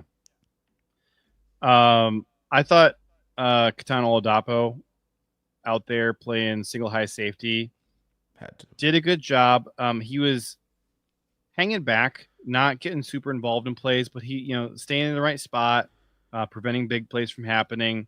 And he played some smart football. Number 6 for the Jets, I forget who that is. Wide receiver wearing number 6 was trying to start crap with Oladapo. Oh, yes. All throughout the second quarter. Late hits, John at him, and like Catan didn't even look at him. I was so proud of him. So, shout out to him Corley. for that. Playing That's smart, Corley. Second year playing guy. some smart football. I think Catan has a good head on his shoulders as far as I've ever been able to tell. Yeah, I think I'd so. like to get Catan to come on this show. Gosh, that'd be I think sweet. he would. I would I like think he would. Golden. Also, I don't know if we can get Golden, but we can get Matt I don't know. Ramage. Golden's got YouTube. Ramage said he's doing willing to stuff. come back on.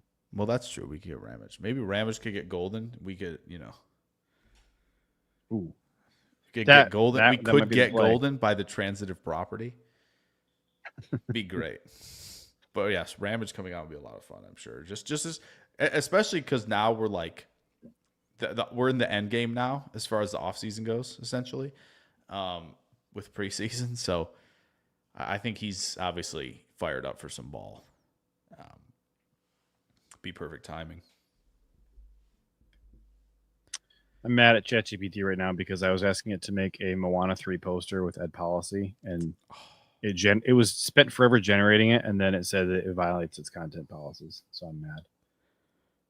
Tool for this says Alien Earth came out today, and I chose you guys over that. I am definitely watching the first episode of Alien Earth tonight. Wow. Just saying. It's absolutely happening. Ooh, that's something we haven't talked about on this pod is Alien. That's true. That's true. You know, the problem with that, though, is there's a couple of Alien movies I haven't seen. Like the Alien versus Predator I haven't seen. Oh, yeah, I haven't seen that. I'm trying to remember. There's another one that I missed. So let me see. Resurrection? Pulling up. Yeah, I didn't see that one. So just looking at my whole list here. Saw Alien, saw Aliens, saw Alien 3, did not see Resurrection, did not see either of the Alien versus Predator movies. I did see Prometheus. It was awful. I've seen it a couple times, and I keep wanting it to be good. It's just horrible. Covenant, I really liked. That one got like awful reviews, but I loved it. And then Romulus was great, of course. Romulus, that's right. Yeah. I want a sequel to Covenant, and I don't think we're ever going to get that. Alien tier list. Is that what we're breaking out next time? I also have one for you that I'll have to ask you about once we get off here, because my dad and I were going through it the other day. But ooh, it was a fun tier list to think about. Can you hint at it for the chat so that they? Yeah, we're derailed football. We talked a lot about the Packers helmets, but we haven't talked a lot about we talked about Illinois helmets. Who's top dog in the college space as far as helmets goes? For best helmets, just something to think about. Yeah, it's a good one because I saw people ranking them, and there was like you're 16 or 20 or 25. It was a nice. Yahoo did 25. 25. Okay, 25, and they didn't include the Buckeyes, which I just thought that was a weird omission. Yahoo did that I saw. Yahoo did. The one I saw did not. It was like 20-ish. And so Chris says Oregon as well. I thought. Here's the thing. So Oregon obviously has quite a few. This is exactly it. Oregon has quite a few helmets. Got to pick one. And the one that they went with was just green with the yellow O, which is like not their best helmet. They have some good ones. You're doing like the wings? The wings. That's the way to go. Wings helmet's good helmet. We'll have to. Bama's good. Bama has a good helmet. We'll have to think about that one. But we got 2 more preseason games, so that'll be exciting. I think that a Buckeye helmet when it has a full, at the end of the season, they got all the leaves on the one side. That's a pretty elite look. That's a scary look. JJ's wondering why he put in the private chat we should wrap up, and I knew I should have brought this up on stream because I knew we were going to keep going. I knew this was going to happen. It's like, why don't you let me know what it is? Why don't you let me know? But yeah, I do like the Buckeyes one. It's a classic. It is a classic. Now the best helmet in fancy NFL. Oh, sorry. I would throw a hat in the ring for the Chargers with the numbers on the sides. Oh, those are really good. Yes. Yes. I think that the Vikings are like just a missed opportunity because I think you could do the horns so much cooler. And I think especially if this has always been the problem with them being purple. I just think there's a cooler way to do the horns. I think that person I talked about on Instagram redid the Vikings. That's an easy one to redo. It's low-hanging fruit. And it looks, and I like it. I don't know what this means, Tool, for this. Is this a Naked Gun quote? I'm sorry. I'll say I've got to head out. Good night, guys. If you want to leave, wink, wink. Oh, are you just saying like we'll end the show when you leave? Is that what you're saying? I got you. Saying. Julva says we don't talk enough about UConn football. I'm sorry. That is one of the many failings of this podcast. Northern teams will be back soon, though. As you know. I'm excited for A that. team is joining because I said if they make the playoff, they're in. So that'll be fun. I'm proud of you for honoring your word. Yeah. That's one of those things that is going to make or break this show, is us honoring our many crazy promises, Yeah. because we make a lot of them, and it's a reason why we have so many running gags on this show. Yeah. Just wanted a picture of the man, the myth, the legend here as we're wrapping up. So Just that it's Matthew Golden.